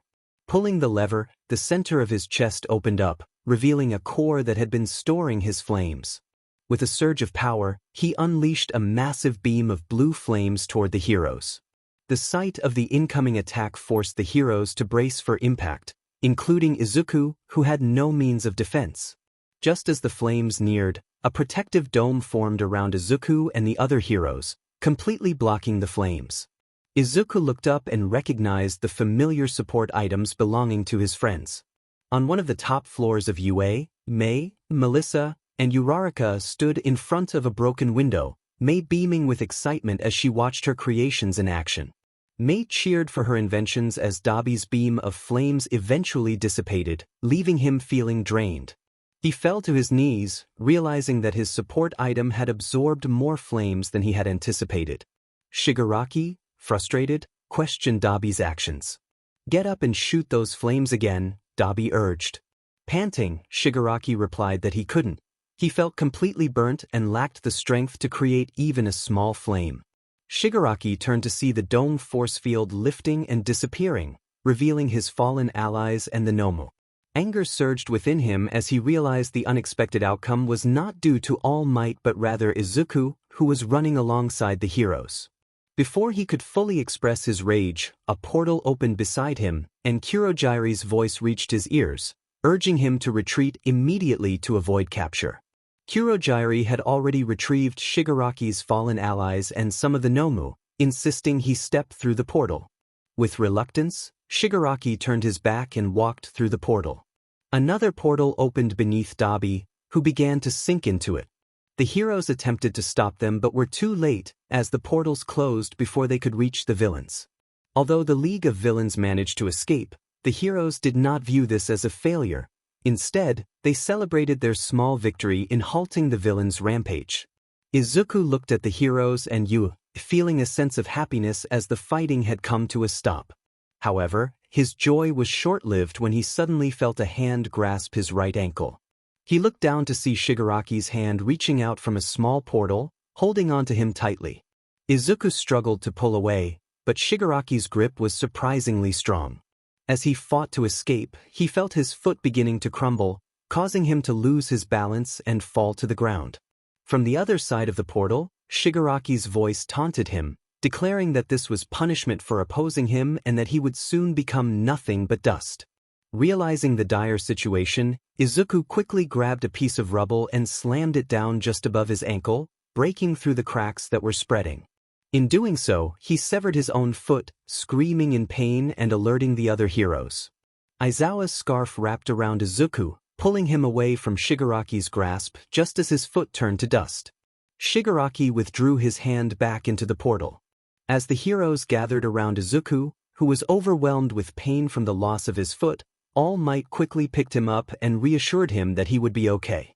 The sounds of sirens filled the air as police, paramedics, and fellow heroes arrived on the scene. Months passed since the attack on Yue. During this time, the students were given a break while the school underwent repairs. However, Izuku couldn't rest. He had much to do. In his room, he tinkered with the new artificial foot he had built for himself, making adjustments to ensure he could move all 5 metal toes. While focused on his work, Izuku heard a knock at his door, which was then opened. His mother, Inko, poked her head in and informed him that someone was there to see him. Curious, Izuku asked who it was, and Inko revealed that it was a teacher from Yue. Before he could guess who it might be, the door swung open fully, revealing All Might. Though he was in his scrawny form, Izuku recognized him immediately and was taken aback by the surprise visit. All Might greeted him warmly, expressing his happiness to see Izuku again. Izuku stammered his response, still in shock. As All Might stepped into the room, Inko decided to leave them to talk, closing the door behind her. Noticing Izuku's prosthetic foot, All Might complimented him on using his skills for his own benefit. Izuku acknowledged that it still needed some tweaks. All Might expressed his admiration for Izuku's dedication even after everything he had been through. Izuku admitted that, despite needing rest, he couldn't help but work on gadgets. All Might understood that feeling and they shared a moment of connection over their shared experiences. All Might then revealed the reason for his visit. The principal of UA wanted Izuku and his support course classmates to create defenses for the school in case the League of Villains attempted to attack again. Izuku was taken aback by this opportunity, never imagining such a request would come his way, especially from All Might. But that's such a big task. Shouldn't some professionals be given that opportunity instead of me? All Might acknowledged the concern. He explained that while professionals should indeed build defenses for UA, the principal wanted Izuku and his friends because he had seen their work and wished to implement it at UA to protect the school, students, and teachers. If Izuku felt the task was too much, All Might would understand. Izuku decided he would take on the challenge. All Might was not surprised. He knew Izuku couldn't turn down such an opportunity. All Might expressed his confidence in Izuku's decision and added that he had another reason for being there. He informed Izuku that UA was implementing a dorm system on campus, which meant he would be closer to school and under the protection of the teachers. The thought of the dorm system excited Izuku, especially knowing that Mei would be thrilled to be closer to the workshop. He shared his enthusiasm about returning to UA. A month later, it was finally time for Izuku to head back to UA, not only to resume classes but also to build support items and defenses for the school.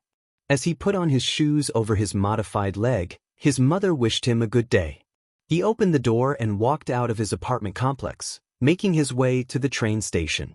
Upon arriving, he quickly boarded a packed train that headed toward UA. When the train came to a stop, Izuku was among the first to get off and leave the station, heading straight toward UA. After walking up the hill that led to the front entrance, he felt a surge of happiness as he looked through the gates at UA. Suddenly, he felt a hand on his right shoulder and turned to see Mei. She greeted him warmly, and Izuku responded with joy, expressing how great it was to be back. Hearing Melissa's voice, he looked to his left and saw her standing beside him. They exchanged pleasantries, and Izuku felt a wave of happiness to be reunited with friends he could relate to. With smiles on their faces, they stepped through the gates of UA, ready to get back to work.